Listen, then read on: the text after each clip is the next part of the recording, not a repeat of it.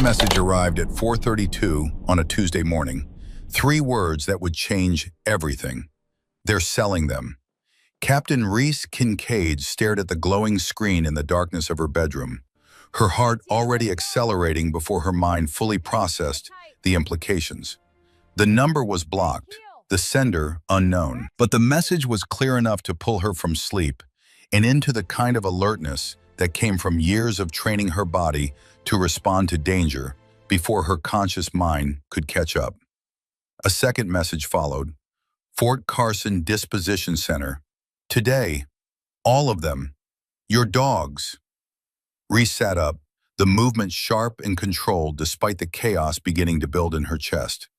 Beside her bed, Havoc lifted his head. The Belgian Malinois had been asleep 3 seconds ago, but now his amber eyes were locked on her face, reading the shift in her breathing, the tension in her shoulders, the particular quality of stillness that meant something was wrong.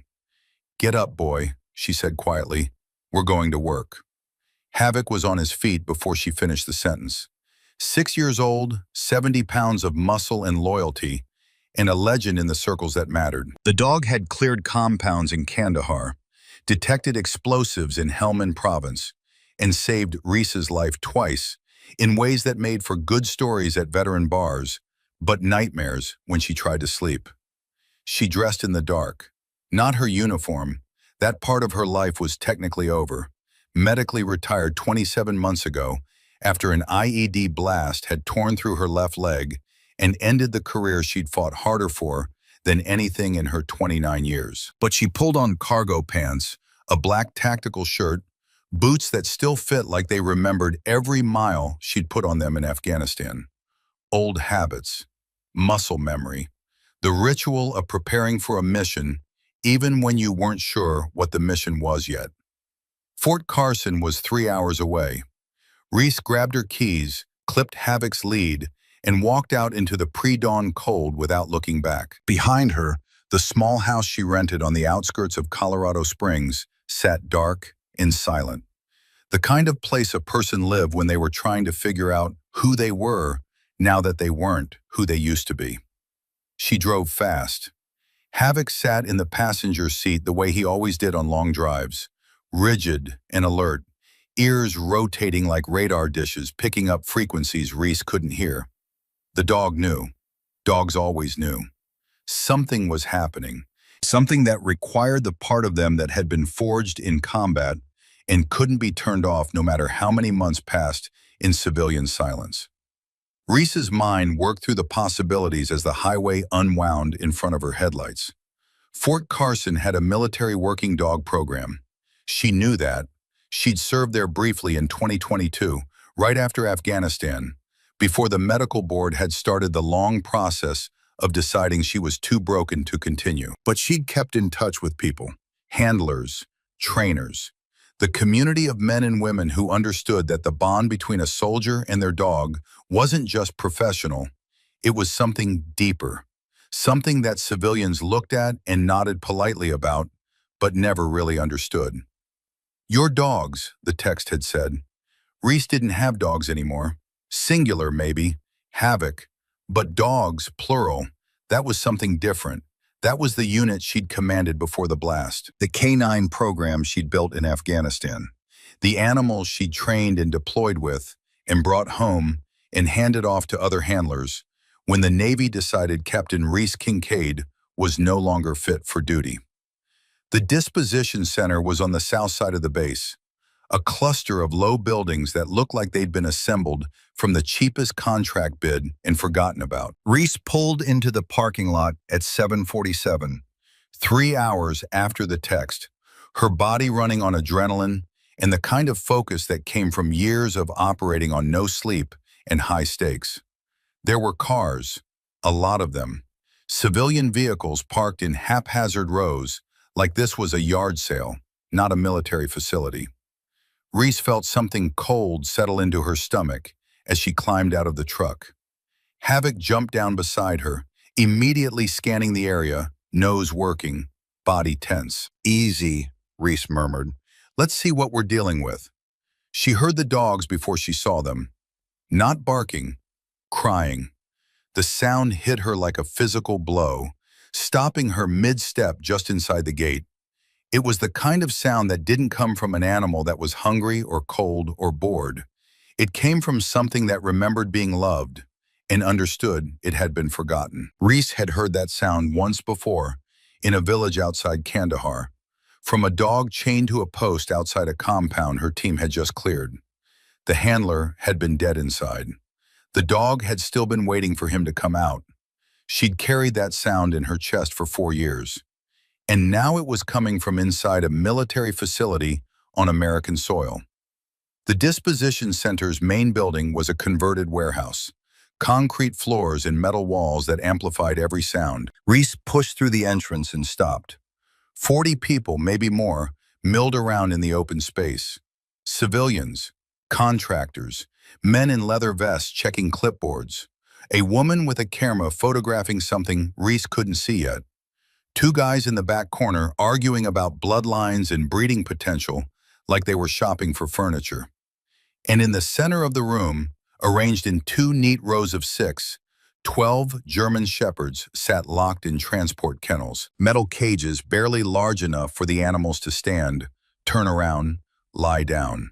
Some of the dogs were pacing in tight circles. Some were pressed against the back walls, trembling. Some were lying flat with their eyes open, breathing shallow, the canine equivalent of a 1,000-yard stare. Reese felt the world narrow, sound faded. The people around her blurred into background noise. All she could see were the kennels. All she could hear were the dogs. And all she could feel was a rising tide of rage, so pure and focused it was almost calming. She walked forward.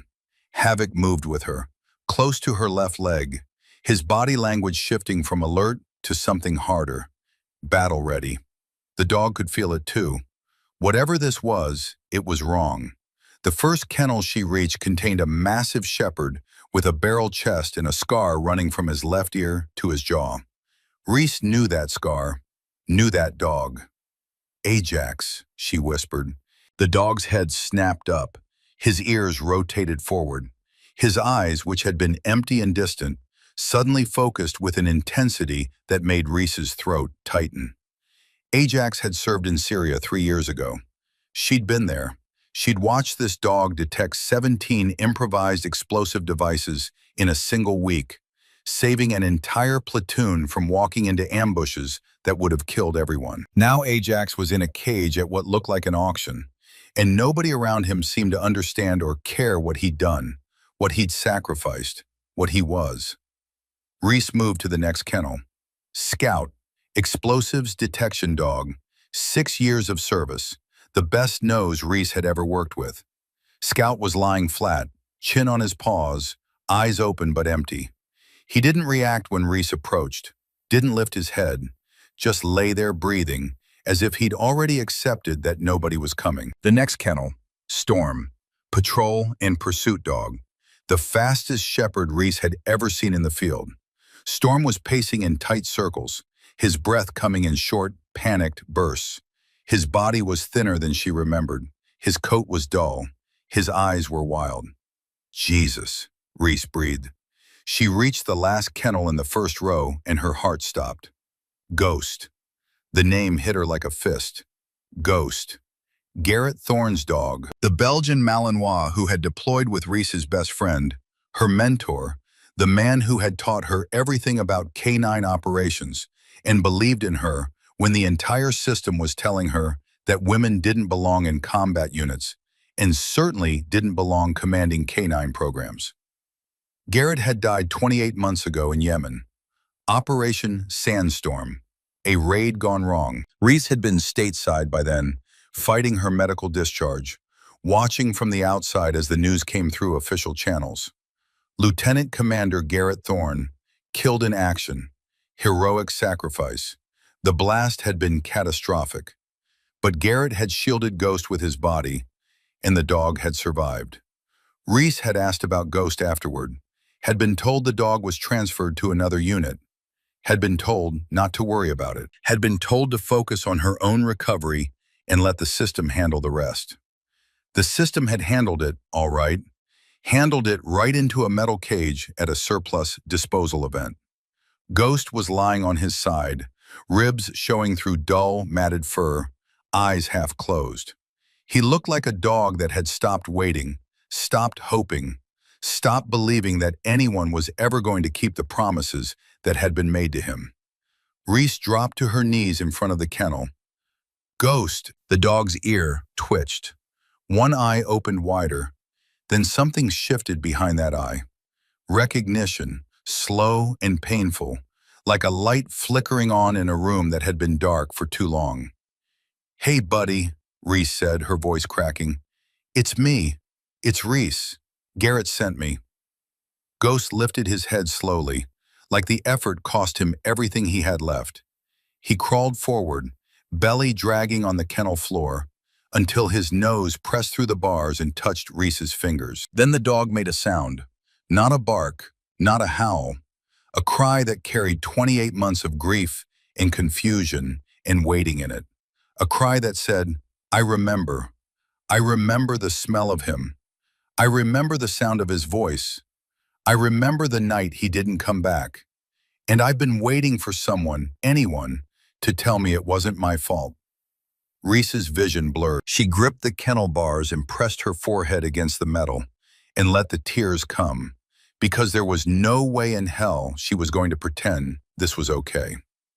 Havoc pressed against her leg, whining softly, feeling the grief vibrate through his handler's body and responding the only way a dog knows how, by being there, by not leaving. "What happened to you?" Reese whispered.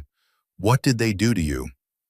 "Ma'am, the bidding area is to the left." A young petty officer appeared beside her, clipboard in hand, clearly uncomfortable. The way people are when they sense danger they can't see. "Who authorized this?" Reese stood up. Her voice was controlled, but the petty officer took a step back anyway. "Ma'am, these dogs are—" "I know what these dogs are. I commanded half of them. Ajax cleared 17 IEDs in Syria. Scout detected a suicide vest at a checkpoint in Iraq that would have killed 30 Marines. And Ghost," Reese's voice tightened. "Ghost was the K-9 partner of Lieutenant Commander Garrett Thorne, who died in action 28 months ago, saving that dog's life." The petty officer looked genuinely distressed. "I'd have to check with Commander Reeves, ma'am.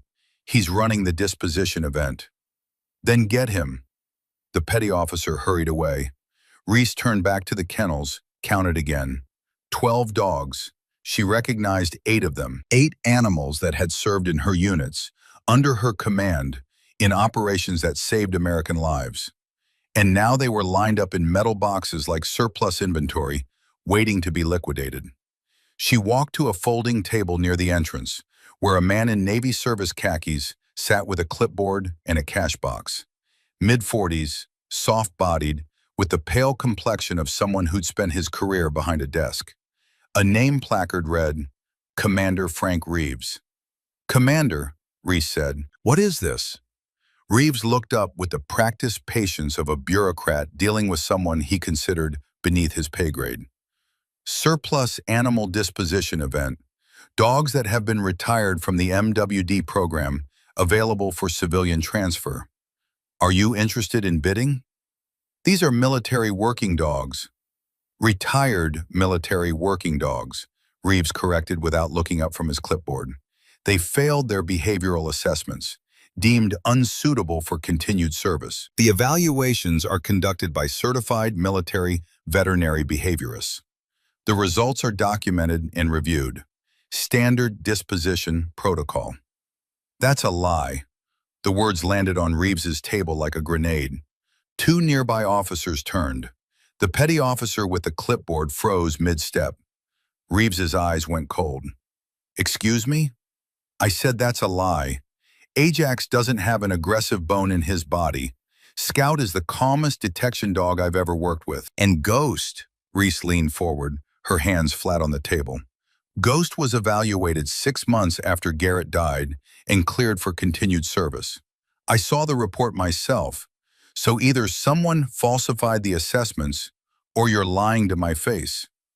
"You're out of line, Captain." "I'm out of line?" Reese's voice rose, and every dog in the facility reacted, barking, whining, pressing against their kennels. You've got 12 decorated military working dogs locked in boxes, about to be sold to dog fighters and backyard breeders, and I'm out of line? These dogs are government property undergoing lawful disposition. They're not property, they're soldiers. The disposition will proceed as scheduled. If you have concerns, you can file a formal complaint through the proper channels. Reeves stood up, his face going red the way bureaucrats' faces do when their authority is challenged in public. In the meantime, either register as a buyer or leave the premises. Reese looked at Reeves, looked at the 40 civilians circling the kennels like vultures, looked at Ghost, who had pressed his nose through the bars again and was watching her with eyes full of desperate hope. Garrett's last words over the radio, through static and gunfire and the sound of a world ending. "Get my dog home, Reese. Promise me." She had promised. Standing in a ready room 12,000 miles away, listening to the medevac pilot's voice break as he described injuries that were incompatible with life. She had promised a dying man that she would bring his dog home.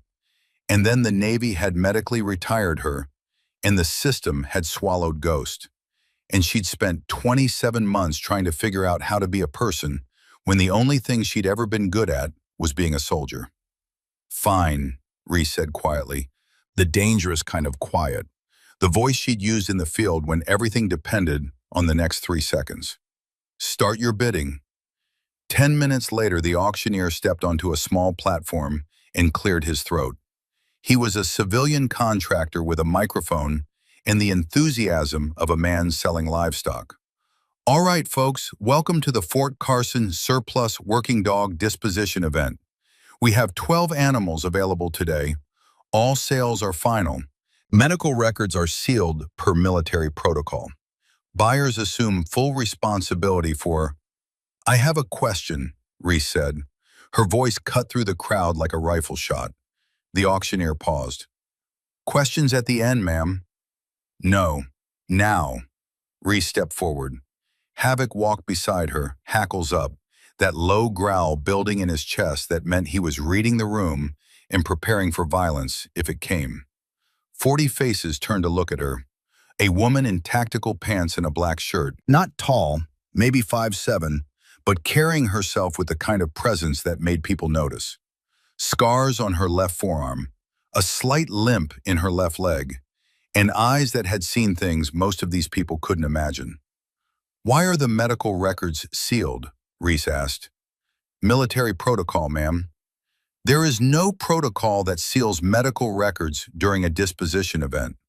Buyers have a legal right to see the health history of any animal they're purchasing. So I'll ask again, why are they sealed?" The auctioneer looked at Reeves. Reeves shook his head slightly, a signal that said, "Shut this down." "Ma'am, if you'd like to discuss this privately—" "I'd like to discuss it right here, in front of everyone." Reese turned to the crowd. 40 faces staring back, some curious, some uncomfortable, some just wanting to buy a dog and go home. "These dogs served in Iraq, Afghanistan, Syria, and Yemen," Reese said. "They detected explosives. They tracked terrorists. They shielded American service members with their own bodies. Some of them carry shrapnel in their hips. Some of them have hearing loss from flashbangs. Some of them watch their handlers die." Silence. Total silence. Even the dogs had gone still. And now they're being sold to the highest bidder without medical records, without transparency, and without any effort to return them to their handlers or place them in legitimate retirement programs. Reese paused. "Does anyone want to ask why?" The crowd shifted. Whispers rippled. The man in the leather vest who'd been checking dogs' teeth suddenly looked like he wanted to be anywhere else. "That's enough," Reeves said, stepping forward. "Captain Kincaid, you are disrupting a lawful military process. Stand down or I will have you escorted off the premises." "Who wants to start the bidding?" the auctioneer tried, his voice cracking. "Stop." One word. Reese's voice wasn't loud. It was something worse than loud. It was the voice of a person who had given commands in rooms where the wrong word got people killed. And every person in that yard felt it in their spine. Stop the auction. The auctioneer's hand froze above his clipboard. I will take all of them. Nobody moved. All 12 dogs. Every single one. Name your price. The auctioneer stared. Reeves stared. The entire crowd stared. That's not how this works, the auctioneer stammered. Individual animals are bid on individually. Then I'll bid on everyone individually, starting now. Whatever the highest bid is, I'll double it. For all 12. You can't afford. Try me. Reeves stepped between Reese and the platform. His face had passed through red and arrived at something paler, something closer to fear. This is irregular. The disposition protocol requires individual placement assessments. The disposition protocol also requires transparent medical records and handler notification before retirement. You skip both. Reese held Reeves's gaze. So let's not talk about protocol. I'm denying your request. On what grounds? On the grounds that I am the commanding officer of this facility, and I said no. Every dog in the yard started barking. Not random panic noise. Coordinated, as if they understood, as if they were voting. Ajax threw his weight against the kennel bars. Scout stood up for the first time all day and pressed forward. Storm stopped his frantic pacing and added his voice. A deep, desperate bark that echoed off every surface. And Ghost lifted his head and joined them. His bark was weaker than the others, ragged from months of crying that no one heard. But it was there. The sound of a dog who had one last fight left in him. The crowd felt it. Every single person felt it. The woman with the clipboard lowered it. The man in the leather vest stepped back from the kennels. Even the auctioneer set down his microphone. You hear that? Reese said to Reeves. Quiet. Deadly. That's not barking. That's a plea. Every one of those dogs is begging you to do the right thing. And you're going to stand there and tell me no. Reeves swallowed. His eyes darted to the crowd. Phones were out now. Recording. This was no longer a quiet disposal event. This was a public stage. I'll file an official acquisition request, Reese said, through proper channels. But until that request is processed, this auction does not proceed. And if a single one of these dogs is sold, transferred, or harmed before my request is reviewed, I will personally ensure that every news outlet, every congressional office, and every veterans organization in this country knows exactly what happened here today. Reeves stared at her for a long time. The kind of stare that calculates costs and consequences and decides how much a career is worth versus how much a fight will cost. You're making a mistake, Captain. No, sir, I'm keeping a promise. Reeves turned and walked away without another word. The auctioneer looked around, confused, waiting for instructions that didn't come. The crowd buzzed with whispers. Reese walked back to Ghost's kennel and knelt down. The dog pressed his nose through the bars and touched her hand, and the trembling in Ghost's body eased just slightly, just enough, as if the dog understood that something had shifted, that someone had finally shown up. I'm going to get you out of here, Reese whispered. All of you, I promise. Havoc settled beside her. 2 dogs, one on each side of the bars. One free, one caged. And between them, a woman who had just declared war on the system that had betrayed them all. Reese's phone buzzed. Unknown number again, but this time not a text, a call. She answered. Captain Kincaid, a woman's voice, professional, controlled, but underneath the control something urgent. My name is Dr. Elena Bradford. I'm a military veterinarian. I was assigned to the MWD program at Fort Carson until 3 months ago, when I was transferred to a desk position at Norfolk for what they called administrative restructuring. Why are you calling me? Because I just watched what you did on a live stream someone is broadcasting from the disposition event, and I need you to know something. Elena paused. Those dogs didn't fail their behavioral assessments. I wrote those evaluations. Every single one of those dogs passed. Someone changed the results after I was reassigned. Reese's grip tightened on the phone. Who? I can't say for certain, but I can tell you that my transfer happened 2 weeks after I refused to sign off on a bulk retirement order for 23 dogs. An order that came directly from Commander Reeves's office. 23. There are only 12 here. Exactly, Elena's voice dropped, which means 11 dogs are already gone, sold, transferred, disappeared into a system that wasn't designed to track them. Reese closed her eyes. 11 dogs, gone into dogfights, into breeding mills, into the hands of people who saw weapons instead of warriors. There's more, Elena said. I kept copies of the original evaluations, and I have documents that show Reeves has been working with a private defense contractor called Aegis Global. They've signed a $40 million contract to supply replacement dogs to the military. But the contract only works if the current dogs are removed from service. They're forcing dogs out to make room for a private company's product and getting paid to do it. Reeves receives a consulting fee from Aegis Global, $200,000 a year. It's buried in the paperwork, but it's there. Elena paused. I have everything on a flash drive. Original evaluations, financial records, communications between Reeves and Aegis Global's CEO. But I need someone who's willing to use it, because the last person I tried to give this information to was transferred to a base in Guam within 48 hours. Where can we meet? There's a coffee shop off Route 17, the Grindhouse. Veteran-owned.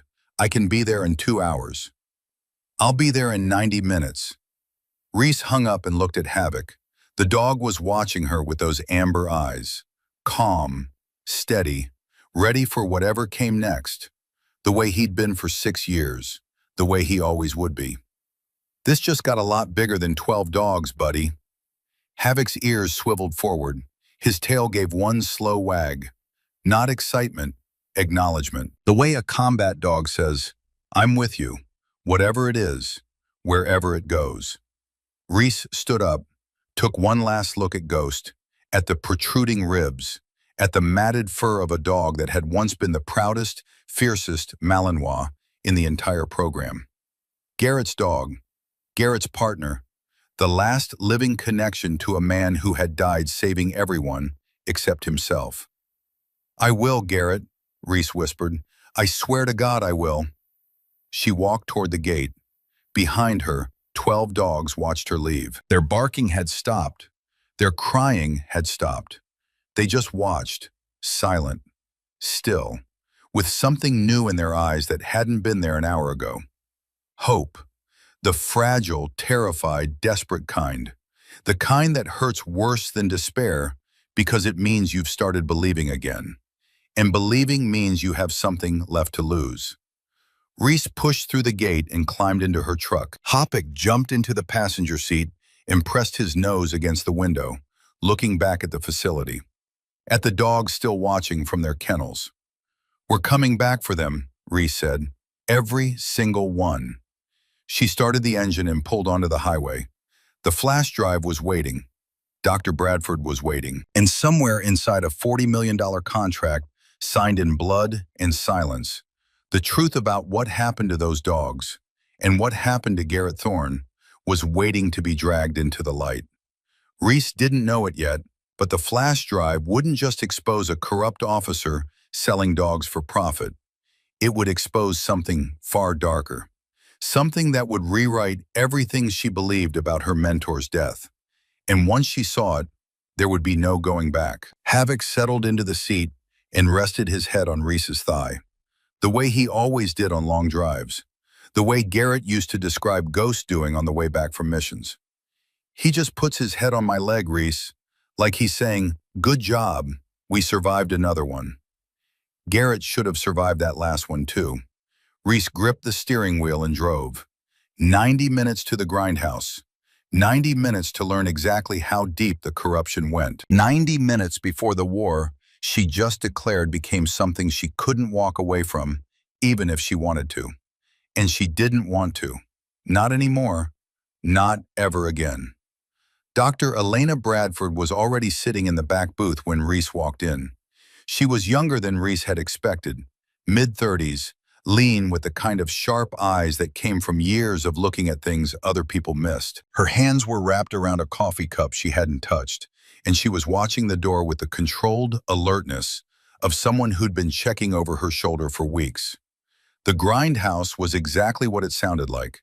A veteran's coffee shop with mismatched furniture, walls covered in unit patches and faded photographs, and a hand-painted sign behind the counter that read, "Dogs welcome, idiots not." The owner, a retired Marine with a prosthetic leg and a 1,000-yard stare that softened when he saw havoc, nodded at Reese without comment. This was a place where working dogs were family, and questions weren't asked unless you wanted to answer them. Reese slid into the booth. Havoc settled under the table, nose pointed toward the door. Old habit, always watch the exits, always know who's coming. "Dr. Bradford, call me Elena. If we're going to do this, we don't have time for formalities." Elena reached into her bag and placed a flash drive on the table between them. Small, black, unremarkable. The kind of thing you could lose in a coat pocket and never think about again. Except this one contained evidence that would destroy careers and possibly end lives. "Everything is on there," Elena said. "Original behavioral evaluations for all 23 dogs that were flagged for forced retirement. My assessments show every single one of them passed. Clean, no aggression, no behavioral degradation, no medical disqualifiers. And after you were transferred, someone logged into the evaluation system using my credentials and changed the scores. 14 dogs went from fit for continued service to recommended for disposition in a single afternoon." Elena's jaw tightened. "They used my name, my login, my professional reputation. If those falsified reports ever go to court, it looks like I'm the one who failed them. That's why they transferred you, not to shut you up, to frame you. Took me 3 weeks to figure that out." Elena pushed the flash drive closer. "But I'm not the only one with evidence. There's a handler, Sloan Whitaker, former petty officer second class. She was discharged 8 months ago after filing a formal complaint about the treatment of retired MWDs at Fort Carson." Discharged for filing a complaint? Officially, she was discharged for failure to meet administrative requirements. Unofficially, she asked too many questions about where the retired dogs were going, and Reeves decided she was a problem. Elena paused. "She's been tracking the Aegis Global Connection on her own ever since, working at a civilian animal shelter, quietly pulling dogs out of the system when she can." "Where is she?" "Riverside Animal Rescue, about 40 minutes from here." Elena slid a piece of paper across the table. "She's expecting you. I called her while you were driving." Reese pocketed the address and picked up the flash drive. It felt heavier than it should have.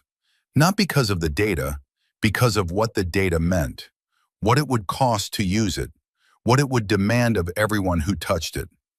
"What about the 11 dogs that are already gone?" Reese asked. "The ones that were sold before today?" Elena's face changed.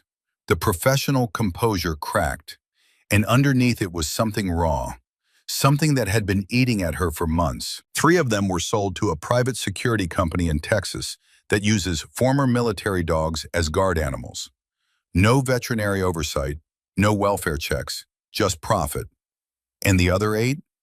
Elena didn't answer immediately. She looked down at her coffee, looked back up. Her eyes were wet. 2 were sold to a breeding operation in Georgia. Puppy mills, basically, using military bloodlines as a marketing tool. And the other 6? Her voice broke. "I don't know. The records were deleted. Whoever bought them paid cash, used false names, and the transaction files were wiped from the system within 24 hours. You think they went to fight rings? I've heard rumors. Dog fighting circuits in the Midwest have been advertising military-trained animals for the past 4 months. Dogs that are already conditioned for high-stress environments. Dogs that won't back down." Elena swallowed. Dogs that are already broken enough to be expendable. Reese felt something inside her go very cold. The kind of cold that doesn't come from temperature. It comes from understanding the full scope of what you're facing and realizing it's worse than you imagined. They're selling combat dogs to be tortured for entertainment. I spent 6 years as a military veterinarian. I put my hands on those dogs every day. I healed them. I cleared them for missions that could kill them. And now they're... She stopped, pressed her fingers against her eyes. I'm sorry. Don't be sorry, be angry. Elena looked up, met Reese's eyes, and something shifted in her expression. From grief to something harder, something focused. Who's behind Aegis Global? Reese asked. A man named Richard Kane, former defense contractor, made his fortune selling equipment to the military during the Iraq surge. Body armor, vehicle upgrades, communication systems. When those contracts dried up, he pivoted to military working dogs. Cheaper to produce, easier to sell, and the demand never goes away. And Reeves? Reeves is Kane's inside man. He controls the disposition process. He decides which dogs get retired, when they get retired, and where they go. In exchange, Aegis Global pays him a consulting fee, $200,000 a year, routed through a shell company called Patriot K9 Solutions. Reese's hands were flat on the table, perfectly still, but her knuckles were white. $200,000 to sell out dogs that saved American lives. That's the price, apparently. That's the price. Elena's voice hardened. But it gets worse. How does it get worse? Because Aegis Global doesn't just supply replacement dogs. They also supply intelligence packages for special operations. Field intelligence, targeting data, mission planning support. She paused. Including the intelligence package used for Operation Sandstorm in Yemen, 28 months ago. Reese's blood turned to ice. Garrett's mission. Lieutenant Commander Garrett Thorne's team received targeting data from Aegis Global through a classified intelligence sharing agreement. The data identified a compound in the Marib Governorate as a high-value target location. Entry points, guard positions, structural layouts, all provided by Aegis Global's field team. That intel was wrong. Reese's voice came out flat, mechanical, the way it did when she was processing information that her emotions couldn't afford to touch yet. The entry point was compromised. The compound layout was inaccurate. Garrett's team went through a door that should have been clear and walked into a kill zone. I know. Garrett took the blast, an IED inside the doorframe. He shielded Ghost with his body. Reese's hands were gripping the edge of the table now. He died on the medevac. His last words were about his dog. Elena didn't flinch, didn't look away, just held Reese's gaze with the steady attention of someone who understood that what came next would be the hardest thing either of them had ever said out loud. You're telling me the intelligence that killed my best friend came from the same company that's now selling his dog? I'm telling you that Aegis Global has a pattern.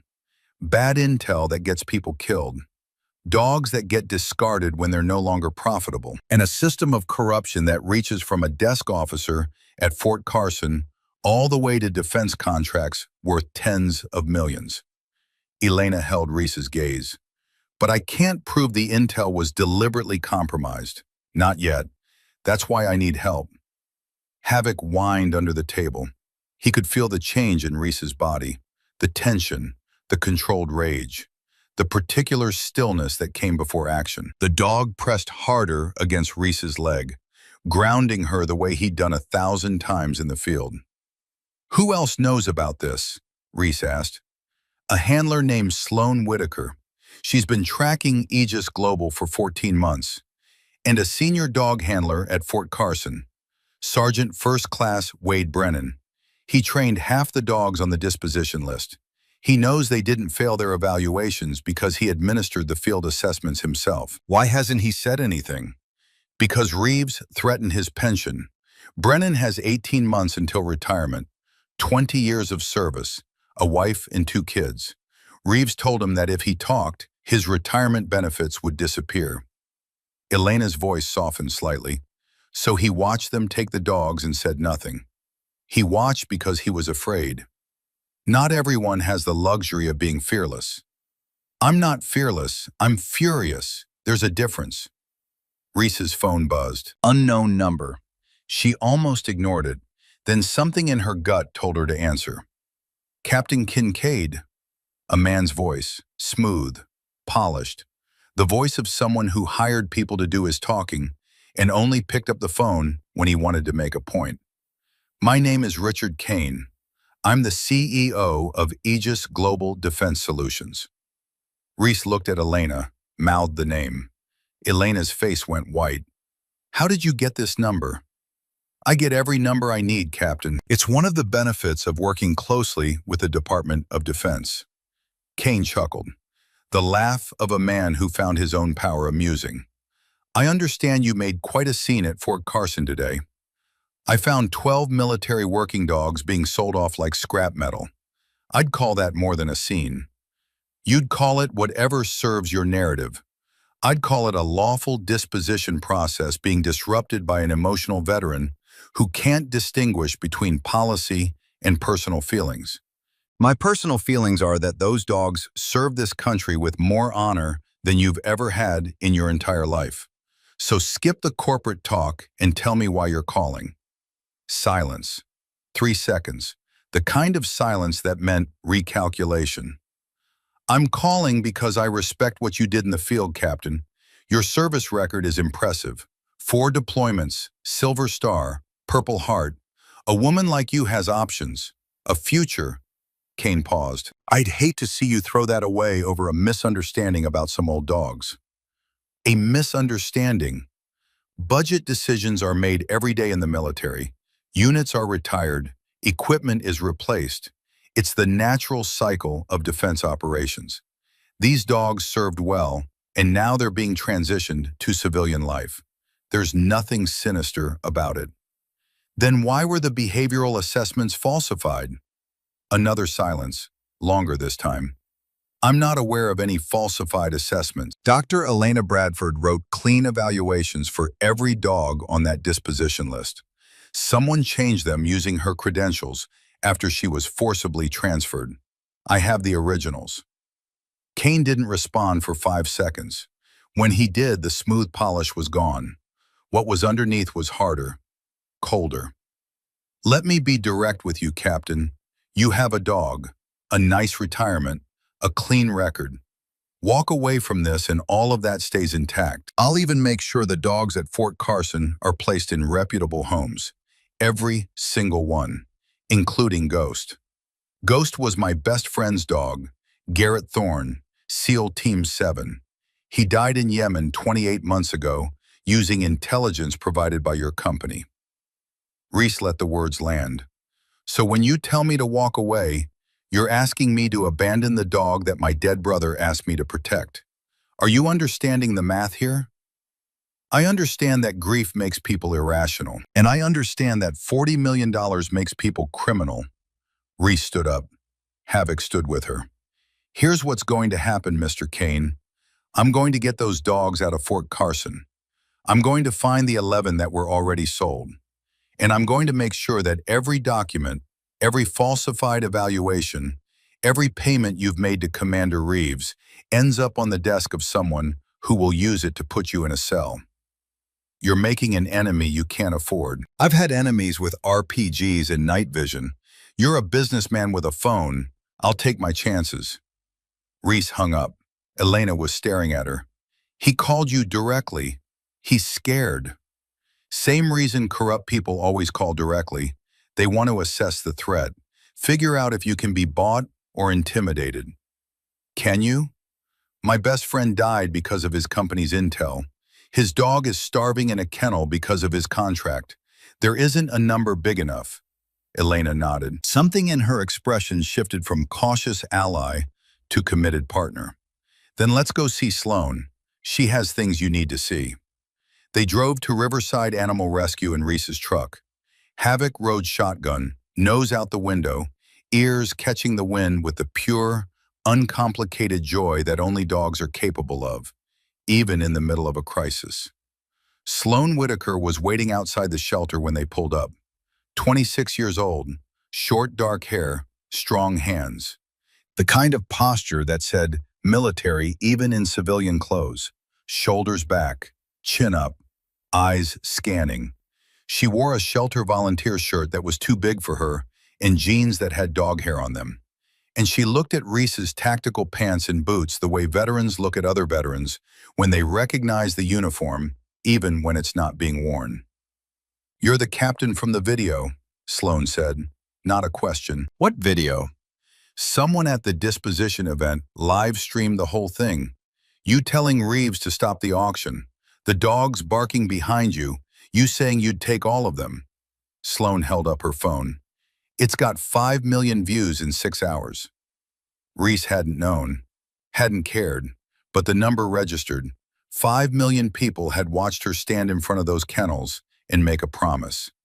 Now she had to keep it in front of an audience. "Elena said you've been tracking Aegis Global for 14 months. Sloan led them inside the shelter.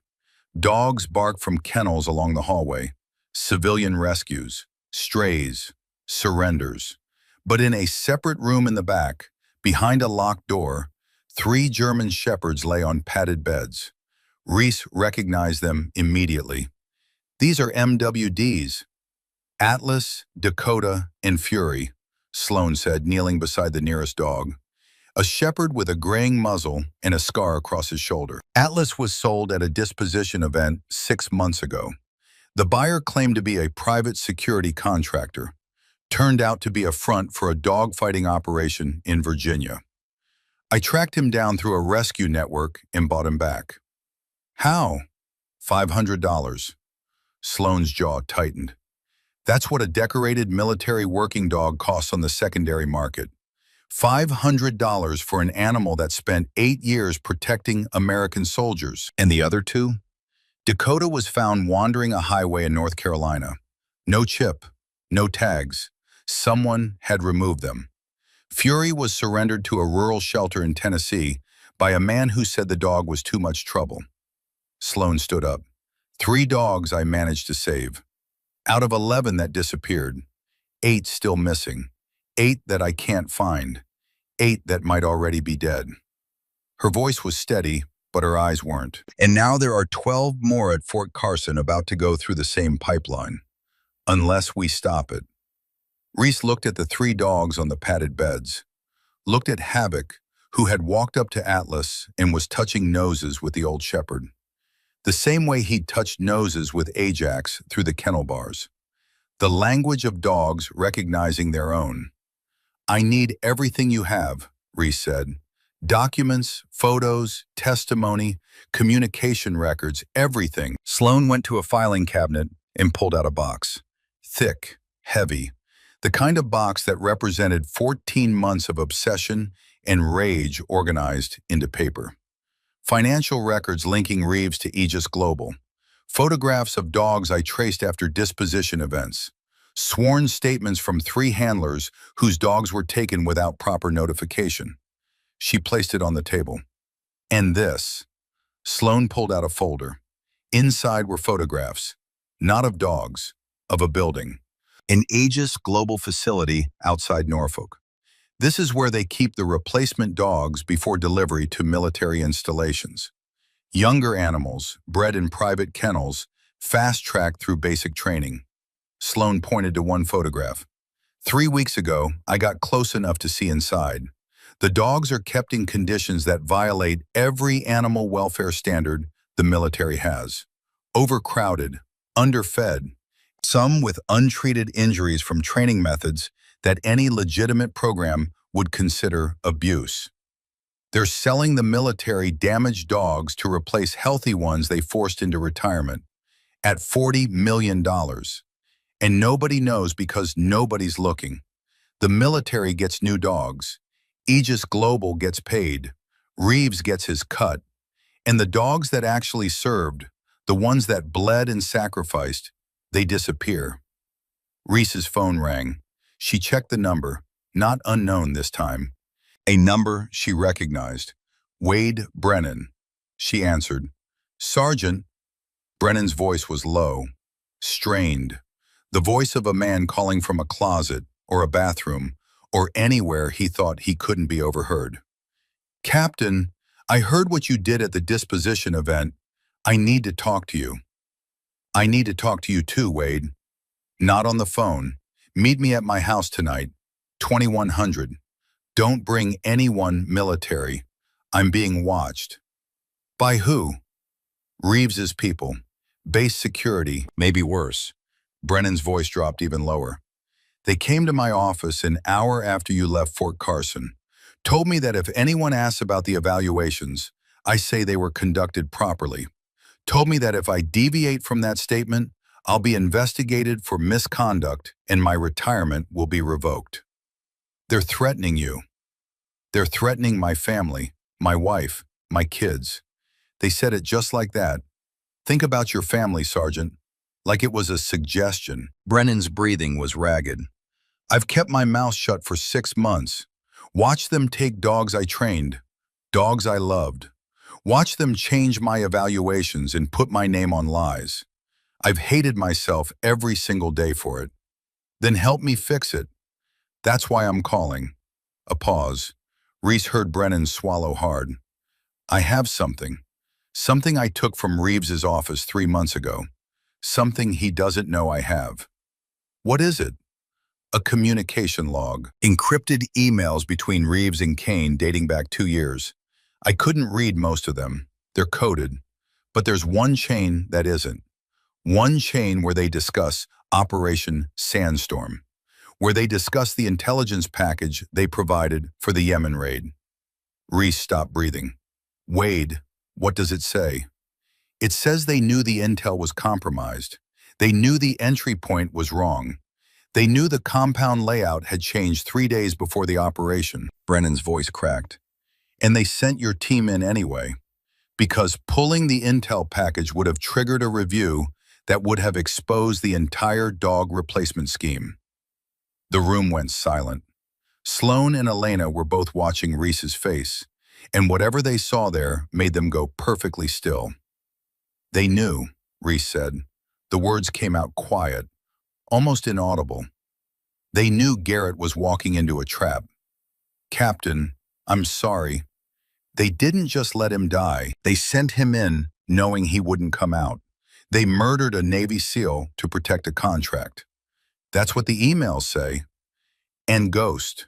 Garrett shielded Ghost from the blast, saved the dog's life with his own body. And then they took that dog and put him in a cage and tried to sell him. Reese's voice didn't rise. It dropped. Into the register where words stop being communication and start being weapons. Garrett died for his dog, and they sold his dog for scrap. I know. That's why I can't stay quiet anymore. I don't care about my pension. I don't care about my career. What they did to those dogs. What they did to Commander Thorne. Brennan's voice steadied. I'll testify. Whatever you need, wherever you need me. I'm done being afraid. 2100. Your house. I'll be there. Captain, be careful. If Kane finds out what I have, he won't just threaten. The man has private security, ex-military, the kind of people who make problems disappear. I've been a problem my whole career, Wade. Nobody's made me disappear yet. Reese hung up. Elena and Sloan were both staring at her. Havoc was pressed against her leg, whining softly, feeling the earthquake inside his handler's body. Reese, Elena said carefully, what did Brennan say? Reese looked at her, looked at Sloan, looked at the 3 rescued dogs lying on their beds, trusting the humans around them because that's what dogs do. They trust, even when every experience tells them they shouldn't. Garrett Thorne didn't die in combat. Each word fell like a stone into still water. He was murdered. Aegis Global knew the intel was compromised. They sent his team into a kill zone because pulling the intelligence package would have exposed their corruption. Sloane's hand went to her mouth. Elena closed her eyes. My best friend was assassinated to protect a $40 million dog contract. Reese's voice was steady now, not calm, the opposite of calm. The kind of steady that happens when fury burns so hot it turns everything else to ash, and what's left is pure, crystallized purpose. And the dog he died to save is sitting in a kennel at Fort Carson with his ribs showing, waiting to be sold to a stranger. "What do you want to do?" Sloan asked. "I want to burn them down. Reeves, Kane, every person who signed off on this, every person who knew and said nothing." Reese looked at Havoc. The dog looked back with amber eyes that held no judgment, no agenda, no calculation, just loyalty, pure, unbreakable, the kind that humans talk about but dogs actually live. But the dogs come first. They always come first. She picked up the flash drive from the table, picked up Sloane's box of evidence, picked up her phone and started composing a message to a number she hadn't used in 3 years. Before she could send it, she made one more call, a number she hadn't dialed in almost as long.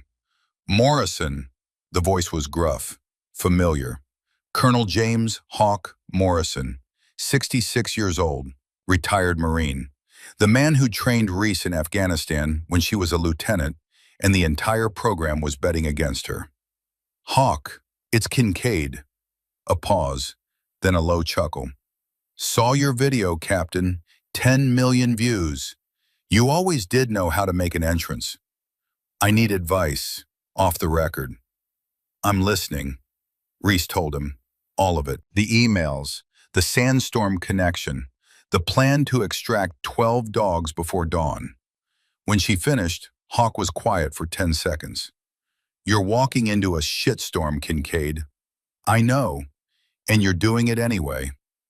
I don't have a choice. These are Garrett's dogs, my dogs. They're not dying in cages while I file paperwork." Another pause. "What do you need from me?" "Nothing. I needed to tell someone who'd understand." "I understand. And when this is over, when you've got those dogs and the bastards who sold them are in cells, you call me, because you're going to need help building something permanent, something that makes sure this never happens again." Reese felt something ease in her chest. "You offering?" "I'm retired, Kincaid. Got nothing but time and a pension I don't know what to do with. Put me to work." "I will, thank you, Hawk." "Don't thank me yet. You survive the next 12 hours first." He hung up. Reese looked at Elena and Sloan. "I need both of you tonight at Brennan's house, 2100. "I'll be there," Elena said. "Me too," Sloan said. Reese nodded, looked down at Havoc. The dog's tail gave one slow, deliberate wag. "Let's go get those emails, boy. And then let's go get our dogs." Havoc stood up, pressed his head against Reese's hand, the way he did before every mission, the way he'd always done. The gesture that said, "I don't know what's coming, but I know I'm going with you, and that's enough."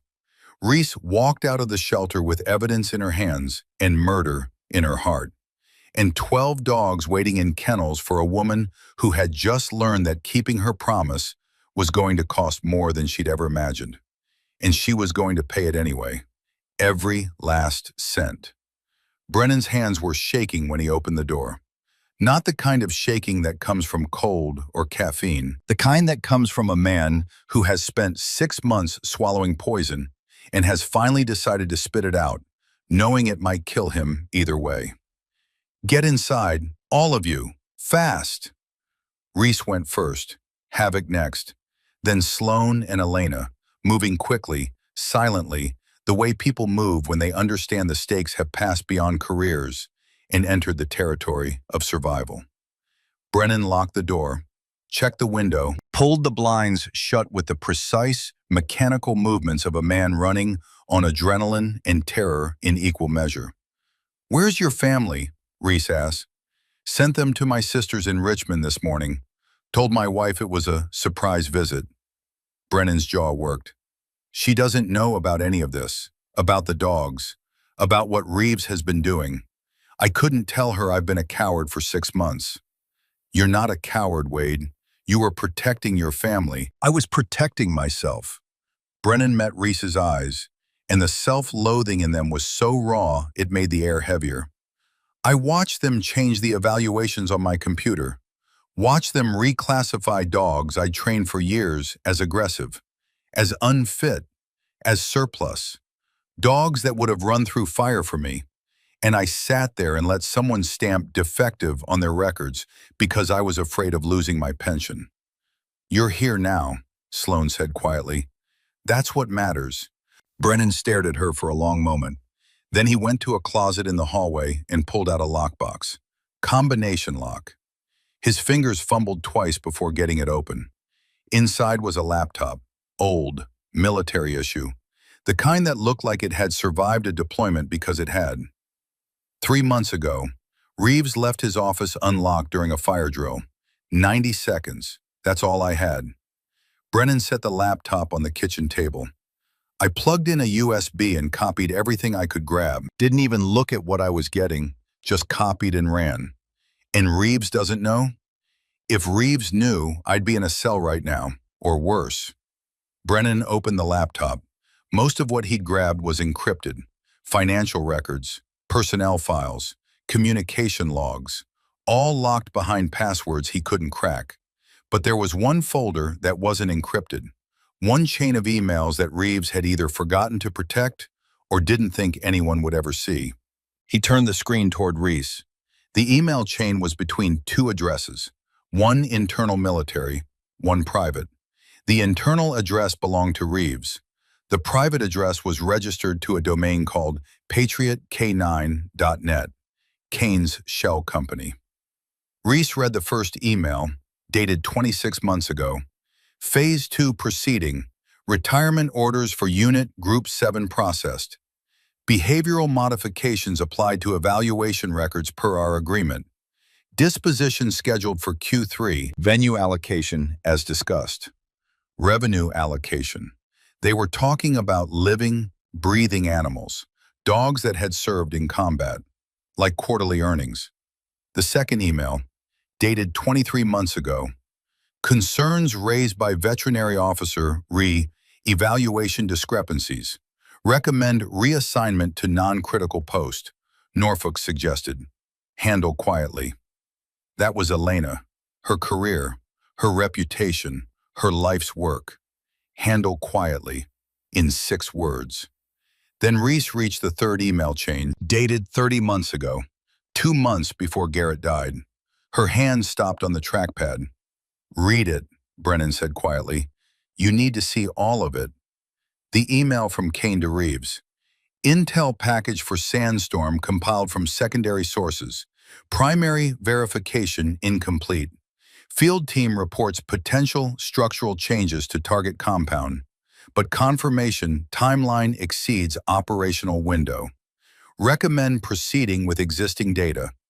Delay risks exposure of Program Vanguard. Program Vanguard, Elena said, reading over Reese's shoulder. That's what they called it internally, the dog replacement scheme. I saw the name in budget documents before I was transferred. Reeves's reply, understood. Forwarding to JSOC as verified. Will flag as high confidence. Reese read it again, and a third time, because her mind refused to accept what her eyes were showing her. High confidence, she said. The words tasted like ash. Reeves flagged unverified intelligence as high confidence. He sent my team into a compound using targeting data that his own contractor admitted was incomplete, because verifying the intel would have delayed the operation, and a delay would have triggered a review of the intelligence source, Elena said, which would have exposed Program Vanguard, the dog replacement scheme. They chose a contract over Garrett's life. They chose money over all our lives. Elena's voice was barely a whisper. Your entire team walked into that compound based on a lie. Reese pushed back from the table, stood up, walked 3 steps toward the wall, and stopped because there was nowhere to go. Nowhere in the world she could walk to that would make this not be true. Garrett laughing in the ready room before the mission brief, checking Ghost's harness with the obsessive care of a handler who loved his dog more than sleep, saying, "Let's go get him, Reese," the way he always did before they stepped off. Like it was a game, like they were invincible, like dying was something that happened to other people. Garrett hadn't died in combat. He'd been sacrificed on an accountant's spreadsheet. Havoc pressed against Reese's leg, hard.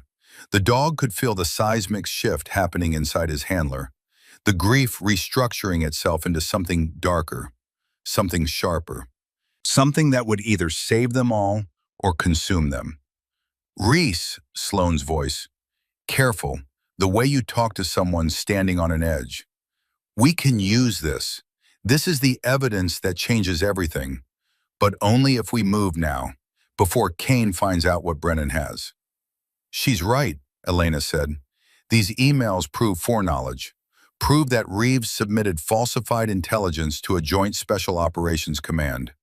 That's not corruption. That's a war crime. Who do we take it to? Brennan asked. The chain of command is compromised. Reeves has allies at Fort Carson. The base commander signed off on the disposition events without questioning them. If we go through military channels, we don't go through military channels, Reese said, turning around. Her face had changed.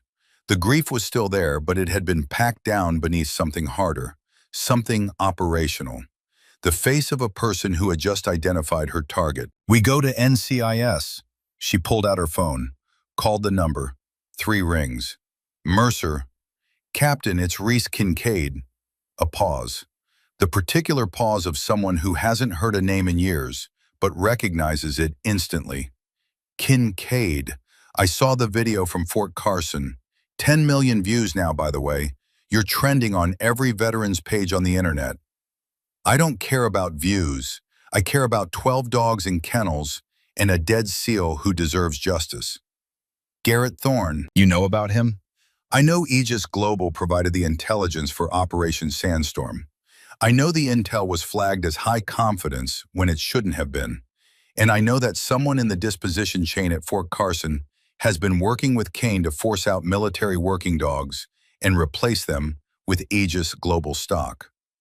Mercer's voice tightened. What I don't have is proof, hard documentation that connects the dots.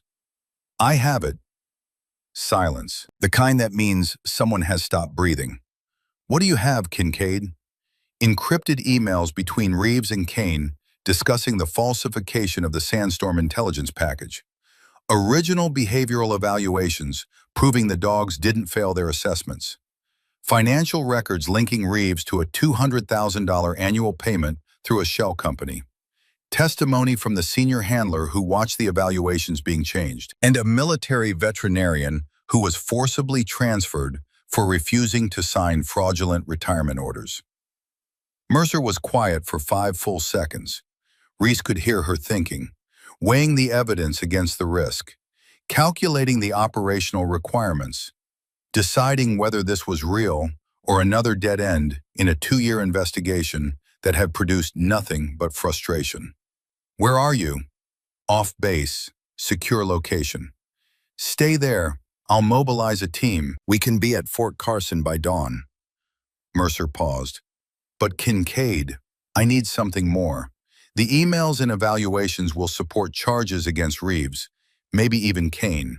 But to prove that the Sandstorm intel was deliberately compromised, to prove that Thorne's death wasn't a tragic intelligence failure, but a calculated decision, I need someone on the inside to confirm the chain of custody. Wade Brennan, Sergeant First Class. He's with me now. He's willing to testify. Is he reliable? Reese looked at Brennan. The man's hands had stopped shaking. Something had settled behind his eyes. The look of a man who had finally made the decision he should have made 6 months ago and was ready to live with whatever it cost. He's terrified and he showed up anyway. In my experience, that's the most reliable kind of person there is. All right, I'm moving. 6 hours. Keep everyone safe until then. Mercer hesitated. And Kincaid, the dogs at Fort Carson. If Reeves gets wind of this investigation before we move, he'll have them transferred. Gone. You understand what that means? Destroyed, or worse, sold into the same pipeline that already swallowed 11 others. Mercer's voice hardened. Can you secure them? I have a plan. Is it legal? 3 seconds of silence. Mostly, Kincaid, do you want those dogs alive when my team arrives? Or do you want to be legally compliant and have them dead? Keep them alive. I'll deal with the paperwork. Good answer, she hung up. Reese looked at the three people in the room. Elena, the veterinarian who had refused to sign fraudulent orders and lost her career for it. Sloane, the handler who had been discharged for asking the wrong questions and had spent 14 months building a case on her own. Brennan, the trainer who had watched in silence for 6 months and was now standing up because a woman with a dog had walked into an auction and reminded him what courage looked like. Here's what's going to happen, Reese said. We have 6 hours before Mercer's team arrives at Fort Carson. In that window, we need to extract 12 dogs from the disposition center before Reeves can move them. Extract? Brennan's eyes widened. You want to break into a military facility and take... I want to enter a military facility using legitimate veterinary authorization and remove animals whose welfare is at immediate risk. Reese looked at Elena. You're still a commissioned military veterinarian. Your credentials are still active. I was reassigned, not discharged. Technically, yes, my clinical authority extends to any military working dog in distress. I can issue an emergency welfare hold. It's a medical directive that overrides disposition orders when an animal's health is in immediate danger. Will it hold up? If anyone challenges it, the burden is on them to prove the dogs aren't in danger. And given the condition I saw them in from the live stream, Elena's mouth tightened. Malnourished, stressed, at least 2 showing signs of acute anxiety disorder. I can document enough to justify an emergency removal. Brennan, you have base access? Until 0600 when my regular shift starts. After that, my movements get logged. Then we go before 0600. Reese turned to Sloane. I need your shelter as a temporary holding facility. 12 dogs, minimum 48 hours until NCIS can secure them as evidence. The shelter can handle it. I've been preparing for something like this since I started. Sloane paused. But Reese, what about the 11 dogs that are already gone? Atlas, Dakota, and Fury are safe at my shelter, but 8 are still missing. One problem at a time. Tonight we save the 12 we can reach. Tomorrow we find the 8 we can't. Reese looked at each of them. Anyone want to walk away? This is the last chance. After tonight, there's no going back. Nobody moved. Good. Reese knelt beside Havoc. The dog looked up at her with those amber eyes. Steady, unwavering. The eyes of a partner who had never once hesitated when it mattered. One more mission, buddy. Havoc's tail wagged once. Slow, deliberate. The wag that meant always.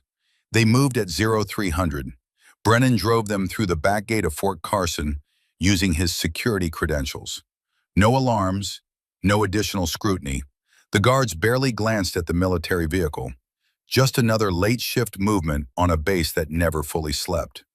The disposition center was dark, locked. But Brennan had the access codes, the same codes he'd used every day for 20 years. The moment the door opened, the dogs reacted. Not with barking, not with the frantic, desperate cries from that afternoon. With something quieter, something that Reese felt in her chest before she heard it. A collective exhalation. The sound of 12 animals who had been holding their breath since she'd walked away that morning. Waiting, hoping, refusing to believe it was over. Havoc went in first, working the room the way he always did. Methodical, thorough, checking each kennel, touching noses through the bars. And behind him, each dog rose. Each dog pressed forward. Each dog said with their eyes and their whines and the push of their noses against the metal, "You came back. You actually came back." Reese went to Ghost Kennel first. The dog was standing this time, thin, trembling, but standing. And when Reese knelt in front of the bars, Ghost pressed his entire body against the door with a force that made the metal sing. "I told you I was coming back," Reese said, her voice rough. I don't break promises, buddy. Not to Garrett, not to you. Elena moved through the facility with clinical precision, documenting each dog's condition on her tablet. Weight loss, stress indicators, dehydration, untreated pressure sores from lying on concrete. She photographed everything. Evidence that would support both the emergency welfare hold and the criminal case. These dogs haven't been properly fed in at least a week, Elena said, her voice tight with controlled fury. Ajax has lost 12 pounds since his last recorded weight. Storm is showing signs of acute stress collapse. And Ghost, she stopped in front of his kennel. Ghost has a wound on his right hip that hasn't been treated. It's infected. Shrapnel scar, Reese said, from Yemen. It was healing fine when he was with his handler. Someone stopped treating it. Someone stopped caring. Elena signed the emergency welfare directive on her tablet. 12 dogs. Immediate removal authorized under military veterinary code. My name, my credentials, my authority. Brennan unlocked the first kennel. Ajax stepped out. Cautious at first, then faster, pressing his massive body against Brennan's legs with a force that nearly knocked the man backward. Easy, big guy, Brennan said, his voice breaking. I'm sorry. God, I'm so sorry. Ajax didn't understand the words, but he understood the tone. He pressed harder, forgiving everything with the simple pressure of his body against the man who had once been his trainer, his protector, his person. One by one, the kennels opened. Scout stepped out and immediately went to havoc. The two dogs circling each other in the ancient ritual of warriors recognizing equals. Storm emerged, trembling, legs unsteady, and Sloane caught him, guided him gently, supported his weight, whispered calm words into his flattened ears until the shaking eased. Reese opened Ghost's kennel last. The dog didn't rush out. He stepped forward slowly, with the careful deliberation of an animal that had been tricked before and couldn't survive being tricked again. One paw, then another, until he was standing in front of Reese, nose to knee, looking up with eyes that carried 28 months of grief. Hey, Reese knelt. You're free, buddy. For real this time. Ghost pressed his face into Reese's chest, the same place Garrett used to hold him after missions. The same warmth, different heartbeat, but close enough. Close enough to mean, I'm not alone anymore. Reese wrapped her arms around the dog and held him, felt the protruding ribs, felt the trembling, felt the infected wound on his hip that nobody had bothered to treat because nobody had bothered to care. I've got you, Reese whispered. Garrett sent me, and I'm not going anywhere. They loaded the dogs into the transport vehicle, 12 shepherds plus Havoc, packed into a van that Brennan had signed out under a training exercise authorization. It was tight. It was chaotic. It was 13 military dogs and 4 humans in a space designed for maybe half that number. It was also the most beautiful thing Reese had ever been part of. Sloane drove. Brennan rode shotgun. Elena sat in the back, monitoring the dogs, checking vitals, keeping the ones with anxiety close to the calm ones. Reese sat on the floor of the van, with Ghost on one side and Havoc on the other. Her 2 dogs, one she'd saved 6 years ago, and one she was saving tonight, bookending her like sentries guarding the most important thing they'd ever been asked to protect. They were 3 miles from the base gate when Brennan's phone rang. He answered, listened for 10 seconds. His face went gray. That was my buddy in the security office. Reeves just arrived at base, 0300 in the morning, and he's walking into the disposition center. He knows, Reese said. He'll find the empty kennels in about 4 minutes. Then we have 4 minutes to get off this base. Sloane didn't need to be told twice. The van surged forward, engine whining. 13 dogs bracing against the sudden acceleration, with the instinctive balance of animals who had ridden in military vehicles their entire lives. 2 minutes to the gate, Brennan's phone rang again. He looked at the screen, his breath caught. It's Reeves. Don't answer. If I don't, he'll know I'm involved. He already knows. The only question is whether we're through the gate before he locks it down. The gate appeared ahead. One guard, one barrier. Standard overnight security. Minimal staffing. Minimal scrutiny. Sloan pulled up to the checkpoint, smiled at the guard, handed over Brennan's authorization form. The guard looked at the form, looked at the van, looked at the 13 dogs visible through the rear windows. Training exercise? He raised an eyebrow. Late night detection drill, Brennan said from the passenger seat.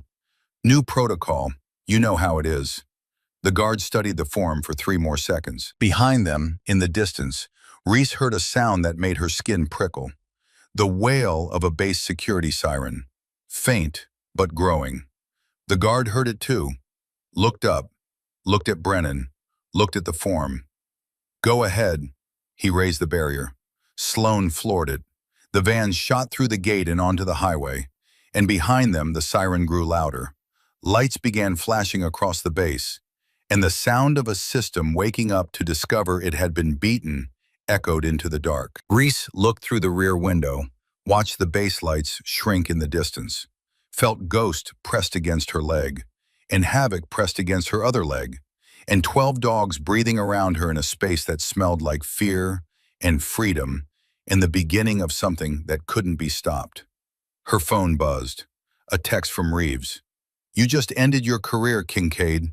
Every dog in that vehicle is stolen government property. You will be arrested, court-martialed, and prosecuted. When I'm done, you will spend the rest of your life in Leavenworth. Reese typed back 3 words. Come and try. Then she called Mercer. Captain, timeline just changed. We extracted the dogs. Reeves knows. I need your team at Fort Carson now. Not dawn. Now. You were supposed to wait. The dogs would have been gone by dawn. Reeves was already moving. 5 seconds of silence. Then Mercer's voice. Hard. Sharp. I'm redirecting my team. 2 hours. Hold what you have and don't let anyone near those dogs. Not a soul. Understood. And Kincaid. The emails from Brennan's laptop, send them to me now. All of them. If Reeves tries to frame this as theft, I need the evidence in my hands before his lawyers start spinning. Sending now. Mercer paused.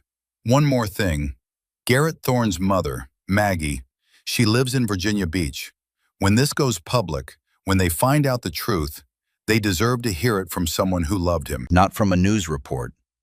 Reese closed her eyes, felt Ghost's warmth against her leg, felt the weight of a promise that kept getting heavier and more sacred with every hour that passed. I'll tell her myself. Good. 2 hours, Kincaid. Keep those dogs alive. She hung up. Sloan drove through the darkness toward the shelter. Beside Reese, Ghost shifted and rested his head on her thigh. The exact gesture Garrett had described 100 times. The dog's way of saying, we made it. We survived another one. Reese put her hand on Ghost's head and felt the dog exhale. Long, slow. The breath of an animal releasing something it had been carrying for 28 months. Almost there, buddy, Reese whispered. Almost home. 12 dogs in a van on a dark highway.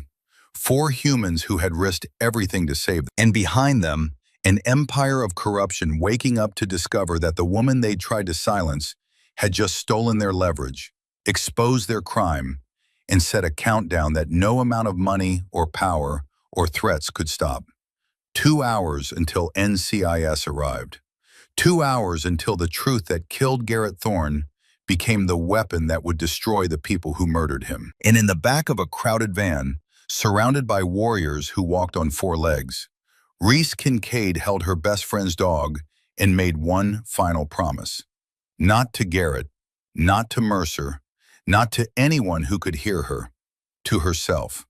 No more silence, no more looking away, no more letting systems built on greed decide which heroes live and which ones die. Not on her watch, not ever again. Part 3. The Reckoning. Sloan backed the van into the shelter's loading bay at 0547. The dogs knew before anyone opened the doors, before anyone said a word. 12 noses pressed against the van's windows. 12 bodies shifted from tense to alert, and the collective energy inside the vehicle changed from fear to something Reese could only describe as cautious recognition. The smell of other dogs, the smell of safety, the smell of a place that wasn't a cage. "Easy," Reese murmured. "We're here. Everyone stays calm." She opened the rear doors. Havoc jumped out first. First. Always clearing the ground for his handler, even when the ground was a parking lot at a civilian animal shelter, and the only threat was the raccoon that lived behind the dumpster. One by one, the dogs came out. Ajax stepped down heavily, his massive frame still carrying the exhaustion of months of confinement. But his head was up, his tail was moving. Not wagging, not yet, but moving. A dog deciding whether it was safe to feel something again. Scout came next, nose working overtime, cataloging every new scent with the methodical precision of a detection dog who couldn't turn it off. Even when the mission was over, even when there were no more missions, Storm had to be carried. Sloan lifted him out of the van and set him on his feet, and he stood there trembling until Ajax pressed against his side, and the trembling eased, the pack taking care of its own. Ghost was last. Reese didn't rush him. She sat in the open doorway of the van and waited while Ghost gathered whatever was left of his courage and forced his thin, weak body to move. The dog stepped down one paw at a time, nose testing the air, eyes scanning for threats that existed only in the memory of an animal who had learned the hard way that new places could mean new cages. "You're safe," Reese said. "I promise." Ghost pressed against her legs and stayed there. Sloan had prepared the shelter's back wing, the section reserved for long-term rehabilitation cases. 15 kennels with padded bedding, fresh water, food bowls already filled. She'd called in 2 volunteers she trusted absolutely. Davis, a retired Marine who fostered rescue dogs, and Anna, a vet tech who worked overnight shifts and never asked questions she didn't need answers to. 12 dogs, Davis said, looking at the procession filing through the back door. He let out a low whistle. "Sloan, when you said you needed help tonight, I thought you meant with a litter of puppies. These are military working dogs. They've been forcibly retired and were about to be sold off at a disposition auction." Sloan guided Storm to the nearest kennel. "They need food, water, and quiet, and they need to not exist on any records until NCIS arrives." Davis looked at Reese, looked at the tactical pants and boots, looked at the 13 German shepherds filing past him with the disciplined calm of animals who had trained their entire lives to follow commands, even when the world was falling apart. "Copy that," Davis said. "No further questions." A Marine knew when the mission was bigger than the briefing. Elena started triage immediately, checking each dog, documenting injuries, starting hydration protocols for the ones showing signs of dehydration. She moved through the kennels with the quiet efficiency of a doctor who had spent years learning to separate her emotions from her hands, even when both wanted to break. Ajax needs joint supplements and rest. His hips are degraded from untreated strain. Scout has a dental infection that's been festering for weeks. Storm, Elena stopped in front of his kennel, and for the first time since Reese had met her, Elena Bradford's composure cracked all the way through. "Storm has stress-induced cardiomyopathy. His heart is enlarged. He's been in a state of sustained panic for so long that it's physically damaged his cardiac tissue. Can you treat it? I can stabilize him, but he needs a veterinary cardiologist and a calm environment and time." Elena's voice shook. "He needs time he might not have, Reese, because someone left a dog with a damaged heart in a metal cage and forgot about him." "They didn't forget," Reese said, her voice flat. "They chose." Elena moved to Ghost's kennel, knelt down, examined the infected wound on the dog's hip with gentle hands that knew exactly how much pressure an injury could take before it caused more pain. This shrapnel injury was healing fine under proper care. Someone stopped treating it, Deliberately or through neglect, the result is the same. It's infected now. He needs surgery. Soon. How soon? Within 48 hours, or the infection will spread to the bone. And if it reaches the bone, Elena didn't finish the sentence. She didn't need to. Reese's phone rang. Mercer. Kincaid, my team is airborne.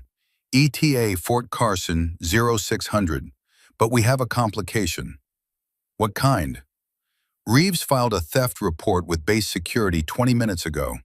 12 military working dogs stolen from the disposition center by Captain Reese Kincaid and Sergeant First Class Wade Brennan. He's named you both. Name the dogs by service number, and he's requesting civilian law enforcement assistance to recover what he's calling government property. He's trying to get the local police to find us before NCIS arrives. That's exactly what he's doing. And legally, until my team serves the warrant and takes jurisdiction, a local police department that receives a theft report from a military installation has probable cause to search and seize. How long until your warrant is active? My JAG officer is drafting it now. 2 hours. Maybe 3. We might not have 3 hours. Then don't be where the police expect you to be. Mercer paused.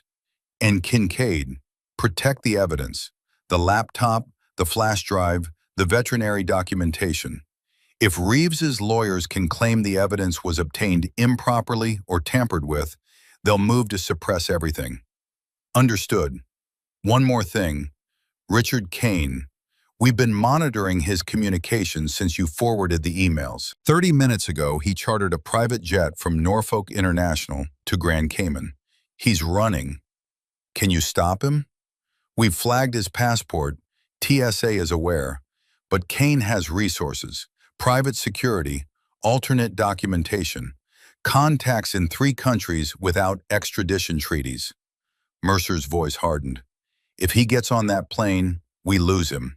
And if we lose him, the murder charge dies with him. We can still get Reeves for corruption and fraud, but the sandstorm evidence, the proof that Garrett was set up, that's all on Kane. He's the one who made the call. He's the one who sent the email. Reese felt the ground shift under her feet. The entire case, Garrett's justice, the dog's freedom, everything they'd risked. All of it balanced on whether a rich man with a private jet could be stopped before he reached international airspace. Keep me updated every 30 minutes. Stay safe, Kincaid. Mercer hung up. Brennan was pacing the shelter's back room. Phone in his hand, face the color of old concrete. My wife called. Someone went to my sister's house in Richmond. 2 men in suits. They told my sister they were from military personnel and needed to speak with me about a security matter. Brennan's voice was tight. My wife is terrified. My kids are asking why strangers are at the door. Kane's people, Reese said. Private security. They're trying to find you before you can testify. They found my family. Brennan stopped pacing. The fear in his eyes had been replaced by something older, something harder, the particular fury of a man whose children have been threatened. I spent 6 months being a coward to protect them, and they went after them anyway. Call your wife. Tell her to take the kids and go to a hotel. Different name, cash only. Don't use credit cards. Don't call anyone she knows. Reese gripped Brennan's shoulder. Your family will be safe. Mercer will have protection on them within the hour. And if she can't, then I will. Reese held his gaze. I lost my best friend because I couldn't protect him. I'm not losing anyone else. Not tonight. Brennan nodded, pulled out his phone, walked to the corner of the room and called his wife. And Reese heard the words come out. Baby, listen to me. Take the kids. Leave now. I'll explain everything. In the voice of a man who had finally crossed the line from bystander to combatant and was discovering that the other side was scarier and clearer and more alive than anything he'd felt in years. Sloan found Reese in the kennel room, sitting on the floor between Ghost and Havoc. Both dogs were pressed against her. Ghost's breathing had evened out. Not calm exactly, but steadier. The steadiness of an animal that had found something solid to lean against. There's something you need to see. Sloane knelt beside her and held out her phone. The video from the disposition event. The one where Reese had stopped the auction. It had hit 15 million views 2 hours ago. Sloane scrolled through the comments. That's the most beautiful thing I've ever seen. Someone give that woman every dog in America. I'm a retired canine handler. I'm crying. Where are those dogs now? How do we help? This is what a real hero looks like. And then, deeper in the comments, something that made Reese stop scrolling. I'm Maggie Thorne. My son Garrett died 28 months ago in Yemen. His dog, Ghost, was supposed to be protected. If anyone knows where Ghost is, please contact me. I've been trying to find him since Garrett died. No one at the military will return my calls. Reese stared at the comment, read it again, a third time. Garrett's mother, searching for her dead son's dog, begging strangers on the internet for help because the military, the same military her son had died serving, wouldn't answer the phone. She doesn't know, Reese said. Doesn't know what? She doesn't know where Ghost is. She doesn't know what they've been doing. And she definitely doesn't know that her son was murdered. Are you going to tell her? I have to. The words came out heavy. Mercer said Garrett's parents deserved to hear it from someone who was there, not from a news report. Sloane sat down beside her, close enough that their shoulders touched. When? After NCIS moves, after Reeves is in custody, after the evidence is secured. Reese paused. I owe her that conversation, face to face, not over a phone, not in a comment section. She lives in Virginia Beach. That's where Ghost needs surgery. I know. Reese looked at Ghost. The dog looked back with those deep brown eyes that had watched Garrett die, eyes that had waited 28 months for someone to bring him back to this woman, this mother, this connection to everything he'd lost. 2 birds, 1 trip. The sun was coming up when Mercer called again. We got Kane. Reese was outside with Havoc, watching the dogs in the shelter's outdoor run. Ajax was leading the pack in slow circles. Scout was lying in the grass, nose still working even in rest. Storm was moving carefully, but he was moving. And Ghost was standing near the fence, looking at Reese through the chain link with an expression that was starting to look less like fear and more like trust. Tell me, Reese said. FBI intercepted him at the charter terminal. He was 20 feet from the plane when they grabbed him. Had 3 passports, $200,000 in cash, and a hard drive that his lawyers are already trying to claim is protected by attorney-client privilege. Is it? Not when it contains evidence of conspiracy to commit murder. The satisfaction in Mercer's voice was sharp enough to cut glass. He's in federal custody, not bail eligible, flight risk. Reese closed her eyes, felt the information settle into her body like a long-awaited breath settling into tired lungs. What about Reeves? My team just served the warrant at Fort Carson. Reeves was still at his office, 0500 in the morning, sitting at his desk on the phone with his lawyer, trying to get ahead of the theft report. Mercer paused. He's in handcuffs now. Did he say anything? Made a statement when we cuffed him. Said he was following orders. Said the disposition program was approved at levels above his pay grade. Said, and I'm quoting, "You're making a mistake. I'm the small fish. The people above me will bury this before it ever sees a courtroom." Is he right about being a small fish? Maybe. About burying it, Mercer's voice went steel cold. Not a chance. I've waited 2 years for this. The evidence you and your team provided isn't just sufficient for prosecution, it's devastating. Financial records, falsified evaluations, communication logs proving foreknowledge of compromised intelligence, testimony from a senior handler, medical documentation from a military veterinarian. She paused. And the sandstorm emails, the ones that proved Kane and Reeves knowingly set a SEAL team into a kill zone to protect a $40 million contract. That's not corruption, Kincaid. That's murder. What about the dogs? The ones that were already sold? The 11 that disappeared into the pipeline? We're working on it. 3 are safe at Sloan's shelter: Atlas, Dakota, and Fury. 2 more were traced to the private security company in Texas. My team is coordinating with local authorities to seize them. Mercer hesitated. The remaining 6. We have leads. Financial records from Reeves's office show cash transactions with buyers who used false names. We're running them now. Dogfighting rings? Probably, but we'll find them, Kincaid, every last one. Mercer didn't answer immediately, and in that silence Reese heard everything she couldn't say. The probability calculations, the statistical likelihood of survival for combat-trained dogs sold into underground fighting circuits, the brutal mathematics of time versus cruelty. We'll find them, Mercer repeated. That's the only promise I can make. Then make it count. The trials came 3 months later.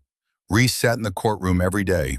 Front row, dress uniform, Ghost beside her. It had taken a formal petition and a letter from Mercer's office, but the judge had granted special accommodation. Ghost was a service animal and a material component of the investigation. More than that, he was a witness, the only living witness to what had happened in that compound in Yemen when his handler had made the choice that cost him everything. The prosecution laid out their case with surgical precision. Elena testified about the falsified evaluations, calm, clinical, devastating in her accuracy. She presented the original assessments, showed where they'd been altered, explained in medical terms what it meant when a veterinarian's credentials were stolen to commit fraud. And she looked directly at Reeves when she said, "These dogs didn't fail, they were failed by a system that valued profit over service." Sloan testified about the disposition pipeline, the dogs sold to fight rings, the ones that disappeared, the 14 months she'd spent tracking the corruption alone because no one else would listen. She presented photographs of Atlas when they'd found him, scars from fights, malnutrition, the hollow look in his eyes of an animal that had forgotten what kindness meant. And she said, "This is what happens when heroes become commodities." Brennan testified about the emails, the cover-up, the threats to his family, the night he'd watched dogs he loved being reclassified as defective to make room for a private company's product. He was shaking when he took the stand, but his voice was steady when he said, "I kept silent for 6 months, and every day I looked at myself in the mirror and saw a coward. I'm not that man anymore." And then Reese testified. She walked to the stand in her dress uniform, every ribbon earned, every scar earned. Ghost walked beside her, and when she sat down, the dog settled at her feet. Not anxious, not afraid, just present, the way a partner is present. The prosecutor started with the basics: her service record, her deployments, her command of K-9 units in Afghanistan, the IED blast that had ended her active duty career, but not her connection to the animals she'd served with. Then he asked about Garrett Thorne. "Lieutenant Commander Thorne was my commanding officer," Reese said. "He was also my mentor, my friend, and the person who taught me everything I know about K-9 operations." "When did you learn about Operation Sandstorm?" "I was stateside when it happened. Medical evaluation. I got the news through official channels 28 hours after the raid. Killed in action. Heroic sacrifice. The kind of words that are supposed to make it hurt less. They don't." "When did you learn the truth about what happened?" Reese looked at Reeves, looked at Kane, sitting 2 tables away with 3 lawyers between him and the world, looked at the jury, 12 faces that would decide whether Garrett's death meant anything or disappeared into the bureaucratic noise of a system that protected its own. 3 months ago, in a kitchen in Colorado, looking at emails that proved the intelligence package for Operation Sandstorm was known to be unverified. That Richard Kane chose profit over American lives. That Commander Reeves chose bribes over his oath. And that Garrett Thorne chose his dog over himself. Her voice didn't waver, didn't break, just delivered the facts the way she'd been trained to deliver mission reports. Clear, direct, unambiguous. The intel package was marked high confidence. It should have been marked unverified. Garrett's team walked into a compound based on targeting data that Aegis Global knew was incomplete. The entry point was compromised. The compound layout was wrong, and Garrett died shielding Ghost from an IED that never should have been there. Because if Kane and Reeves had told the truth, the mission would have been delayed, and a delay would have exposed the dog replacement scheme they've been running for 2 years. The courtroom was silent, the kind of silence where even breathing feels too loud. They didn't just fail him, Reese said. They murdered him. And then they took the dog he died protecting and put that dog in a cage and tried to sell him for $500. She leaned forward, looked directly at Kane. Garrett Thorne was worth more than $40 million. Every dog in that disposition center was worth more than your entire company. And if there's any justice in this court, you'll spend the rest of your life remembering that. The verdicts came 2 weeks later. Richard Kane, convicted on all counts: conspiracy, fraud, falsification of military intelligence, and the charge that mattered most: accessory to the murder of a United States service member. 32 years in federal prison, no parole.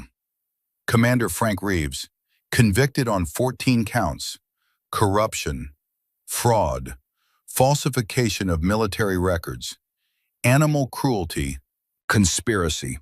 20 years. Reese was in the courtroom when the judge read the sentences. Ghost sat beside her. And when the words 32 years echoed off the walls, Ghost's tail moved. Once, slow, deliberate. The wag of a dog who understood, somehow, that something had shifted, that the people who had hurt him and hurt Garrett were going away, that it was over. "We won, buddy," Reese whispered. "Garrett can rest now." The Aegis Global contract was voided. The company was dissolved. Every asset was seized by the federal government and redirected into a fund for military working dog welfare and veteran mental health services.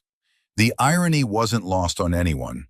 The money that was supposed to profit from replacing heroes would now be used to save them. Garrett Thorne was posthumously awarded the Navy Cross, the second highest decoration for valor in the United States Navy. The citation read, "For extraordinary heroism in the face of enemy action and for the ultimate sacrifice in protection of his canine partner, demonstrating the highest traditions of the United States Naval Service." Reese attended the ceremony at Arlington, full dress uniform, Ghost beside her, wearing a new collar with Garrett's old dog tags attached. Tags that Maggie Thorne had kept in a box by her bed for 28 months, waiting for the day she could put them where they belonged. The ceremony was small: family, close friends, a handful of operators from Garrett's unit, and Reese standing at attention while Maggie accepted the medal with shaking hands and tears streaming down her face. When it was over, when the honor guard had folded the flag and presented it with the precision that comes from doing something so many times you could do it in your sleep, Maggie found Reese. "He's wearing his daddy's tags," Maggie whispered, looking down at Ghost. "He knows, doesn't he? He knows what these mean." Reese couldn't speak. She just nodded. Maggie knelt down. Ghost came to her immediately, pressed his body against her legs, made a sound that was part whine, part cry, the sound of recognition, the sound of a dog who remembered this woman, this voice, this smell, the person who had been there before the deployments, before the war, before everything changed. And Maggie wrapped her arms around Ghost and sobbed. Not the quiet, controlled tears of a military ceremony, the raw, broken sobs of a mother who had lost her son and found a piece of him in a dog that remembered. "I looked for you," Maggie said into Ghost's fur. "I called everyone. I wrote letters. Nobody would tell me where you were. Nobody would answer." Reese knelt beside them. "I'm sorry. They hid him. They tried to erase him. But Garrett made me promise to bring him home, and I don't break promises." Maggie looked up. Her face was wet. Her eyes were red. But there was something in them that hadn't been there before. Not closure exactly, but the beginning of it, the first breath after drowning. Thank you, Maggie said. Thank you for fighting for him, for fighting for my son, for making sure they didn't get away with it. Garrett would have done the same for me. I know. That's who he was. Maggie looked down at Ghost. Can I ask you something? Anything. When you brought him to me in Virginia Beach after his surgery, you told me the truth about how Garrett died, about the intel, about the corruption. Maggie's voice steadied. Was it quick?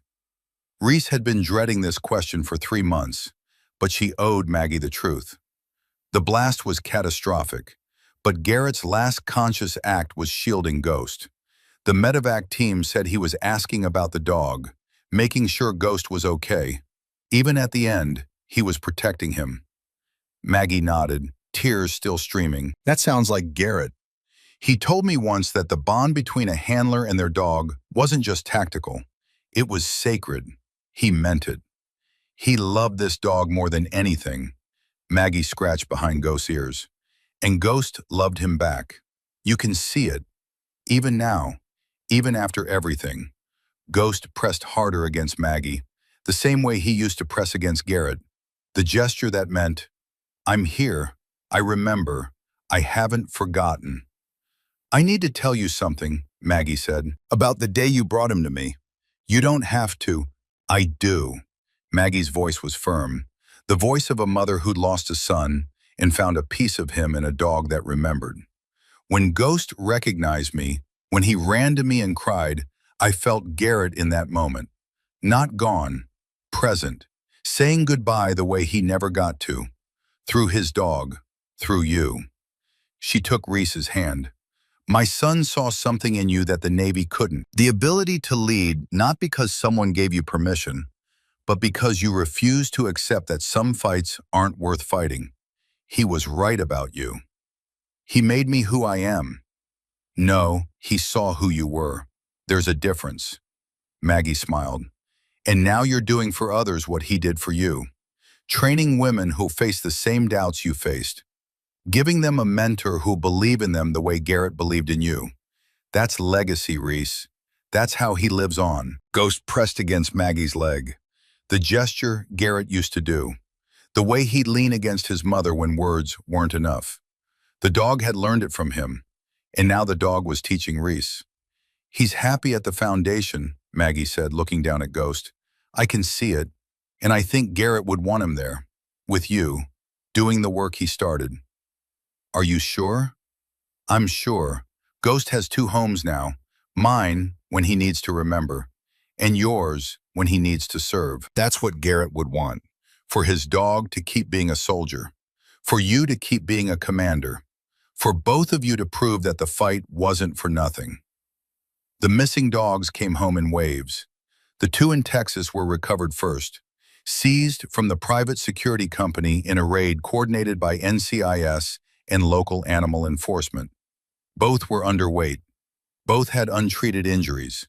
But both responded to military commands the moment they heard them, snapping to attention like soldiers who had been waiting for someone to remember they existed.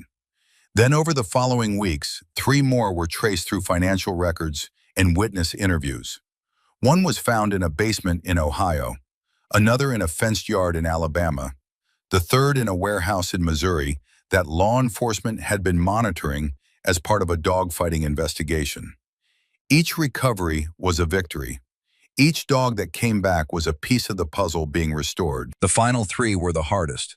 The trail had gone cold. False names, cash transactions, deleted records. Sloan spent weeks working the rescue network, calling shelters, posting alerts, following rumors that led nowhere. And then suddenly, somewhere, one by one they surfaced. A shepherd named Bolt in Kentucky, chained to a post in a yard, so emaciated the rescue team had to carry him. A female named Talon in Pennsylvania, found wandering a rural road. And finally, Shadow. 9 years of service, 3 combat deployments, a detection dog who had saved more lives than anyone would ever be able to count. He was found on a rural property in Kentucky, chained, dehydrated, his spirit so broken that when Reese arrived, Shadow didn't even lift his head. She knelt in front of him and spoke in the quiet, steady voice that handlers use when they're talking to an animal that has forgotten what kindness sounds like. "Hey, buddy, you're safe now. You're going home." Shadow didn't respond, didn't lift his head, didn't wag his tail, just lay there breathing, existing in the hollow space between alive and gone. Havoc walked up to Shadow and lay down beside him, pressed his body against the broken dog's side and stayed there, not moving, not demanding, just present, for 4 hours, until Shadow finally, slowly, turned his head and touched his nose to Havoc's ear. "That's it," Reese whispered. "That's the start." Over the following months, all 15 dogs found their way to the foundation. The 2 from Texas arrived in a transport van, escorted by NCIS, thin but alive, responsive to commands, grateful for grass under their paws. The 3 traced through financial records came next. Bolt, who'd been kept in a basement for 8 months. Talon, who'd forgotten what sunlight felt like. And Recon, a detection dog from the Missouri warehouse, who'd been hours away from a fighting ring when local police raided it. Each arrival was a victory. Each dog added to the pack running across the Foundation's fields was proof that the system could be beaten, that heroes didn't have to be disposable. And Shadow, the last one found, became the symbol of it all. The dog who'd been so broken he couldn't walk, now running with the pack, teaching Reese and her team that recovery wasn't just possible, it was inevitable if someone cared enough to fight for it. 6 months after the trials, Reese stood on the porch of the coastal property she'd purchased with the settlement money from a civil suit against Aegis Global's dissolved assets. The land stretched out before her, open fields, ocean views, space enough for 15 dogs to run without ever seeing a fence. The sign at the entrance read, "The Thorne Kincaid Canine Foundation," named for the mentor who had believed in her and the mission he'd left unfinished. 15 dogs ran across the field below. Ajax led the pack as always. His hips were better now. Supplements, physical therapy, and the simple medicine of open space had restored something the kennel had tried to steal. Scout trotted beside him, nose working the ground with the professional dedication of a dog who would never fully retire from the job that defined him. Storm moved slower than the others, but he moved. Every step a defiance, every breath a victory. The cardiologist had said 6 months, maybe a year. That was 8 months ago. Storm was still running. And Shadow, the last dog recovered, the one they'd almost lost. Shadow was running slowly, uncertainly, with the tentative joy of an animal rediscovering that his legs still worked, and the world still had grass, and the sun still felt warm on his back. He ran behind the pack at first, then beside them, and when Ajax circled back and bumped his shoulder, an invitation, a welcome, Shadow's tail moved for the first time since Kentucky. The property had been transformed. What was once empty coastal land was now a fully operational foundation, medical facility, training grounds, rehabilitation center, office space, and a house where Reese lived with Havoc and Ghost, and the mission that had saved her as much as she'd saved them. The Foundation's mission was threefold: rescue retired military working dogs, match them with combat veterans suffering from PTSD, and train the next generation of canine handlers with a specific emphasis on recruiting and supporting women who wanted to follow the path Garrett had cleared. Within 6 months, they'd matched 47 veterans with dogs. The waiting list had grown to 300 names. The VA had reached out about a formal partnership, and applications for the Canine Handler Training Program had come in from 38 women across 12 states. Sloan ran the daily operations, managing intake, coordinating with rescue networks, tracking down the dogs that were still out there, still lost, still waiting for someone to bring them home. Elena headed the medical program, treating injuries, managing rehabilitation, and teaching a generation of military veterinarians that their oath was to the animals first, the system second. Brennan trained the handlers, teaching them the skills he'd learned over 20 years. But more than that, teaching them the lesson he'd learned the hard way. That courage isn't the absence of fear. It's doing the right thing when fear tells you to stay silent. And Colonel James Hawk Morrison, 66 years old and technically retired, showed up 3 days a week to work with the dogs, tell war stories, and remind everyone that the bond between a soldier and their dog wasn't just tactical. It was sacred. The one-year anniversary ceremony happened on a clear February morning. Veterans came from across 3 states, military families, Gold Star parents, handlers who'd served with the dogs that now ran free on the Foundation's land, news crews, local officials, and a crowd of civilians who'd watched Reese's video a year ago and hadn't been able to forget it. Reese hadn't planned to speak, but Sloan was nodding, Hawk was nodding, and 15 dogs were arranged around her like a military formation, waiting for their commander to say something that mattered. "A year ago," Reese began, "I walked into Fort Carson and saw 12 dogs in cages, heroes being sold like equipment. People said, 'You're just one retired female captain. You can't fight the system.'" Ajax barked once. The crowd laughed through their tears. "But I learned from Garrett Thorne that leadership isn't about permission. It's about responsibility. These dogs didn't ask for recognition. They didn't ask for medals. They just did their jobs, protected us, loved us, asked for nothing in return." Reese paused, looked at Ghost, standing beside Maggie Thorne in the front row, wearing Garrett's dog tags. "Garrett told me once that the day would come when I'd have to choose between career and doing the right thing. He said, 'Choose the right thing, Reese. The career will sort itself out.' He was right. I lost my Navy career, but I found my mission." She looked at the crowd, at the veterans, at the young women who'd come to ask about the training program. "To every veteran here, your service matters. Your struggles matter. These dogs understand because they've been there. To every young woman thinking about canine work, Garrett believed I could lead when no one else did. I believe in you. Apply. Prove them wrong like I did." Reese raised her hand. "To Garrett Thorne, to Ghost, to every dog who served in silence, and to second chances, for all of us." The crowd raised their hands. To second chances. 3 months later, something unexpected happened. Reese received a call from an unknown number. She almost didn't answer, then recognized the area code. "Arlington, Virginia. Captain Kincaid? Speaking.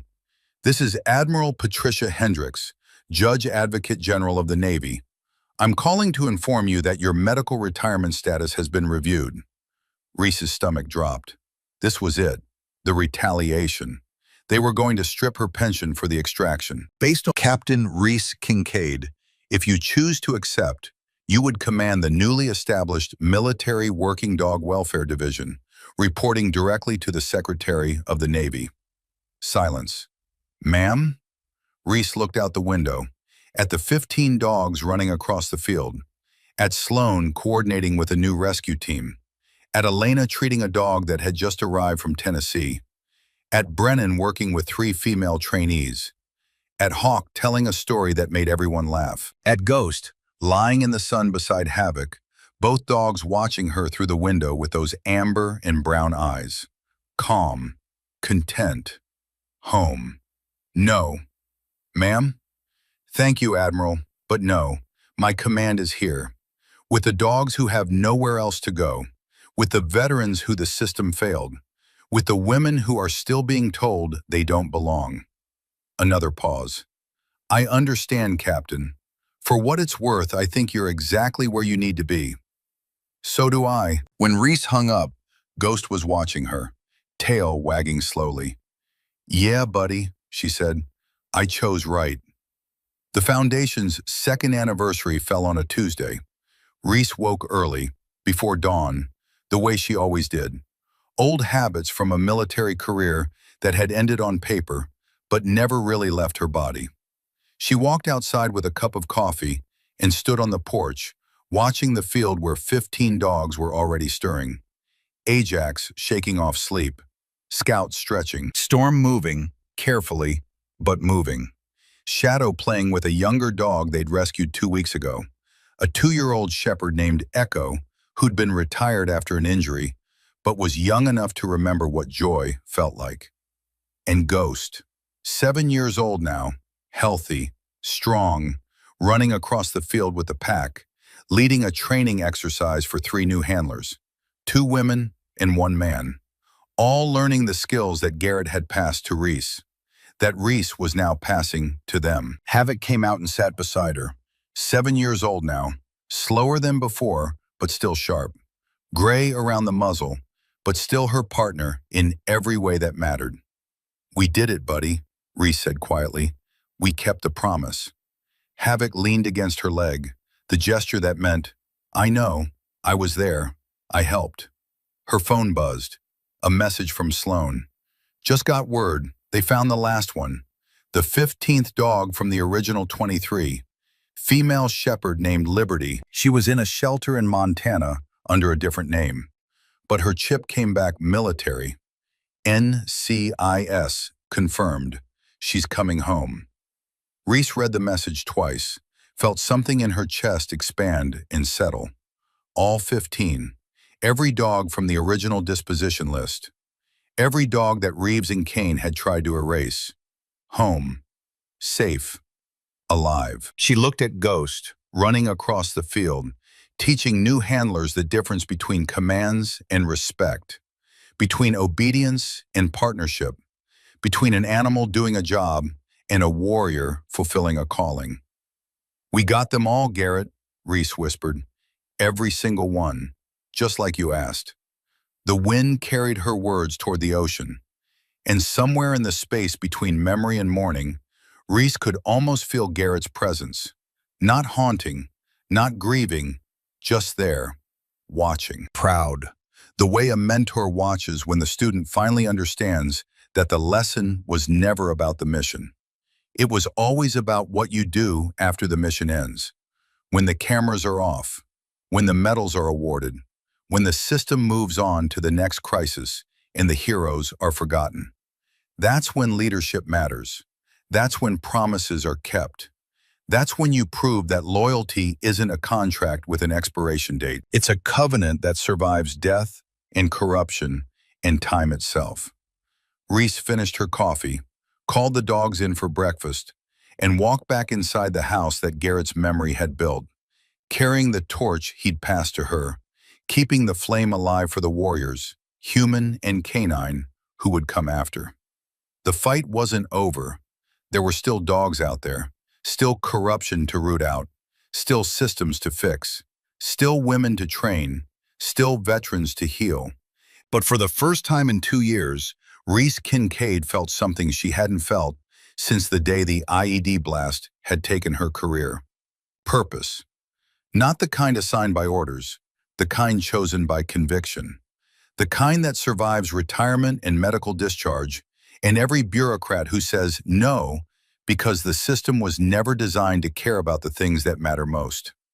Ghost walked up the porch steps, sat beside her, looked up with eyes that no longer carried 28 months of grief. Just calm, just trust, just the simple certainty of a dog who knows his person will never leave him behind. "Mission accomplished, Commander Thorne," Reese said softly. "Your dog is home. Your legacy lives.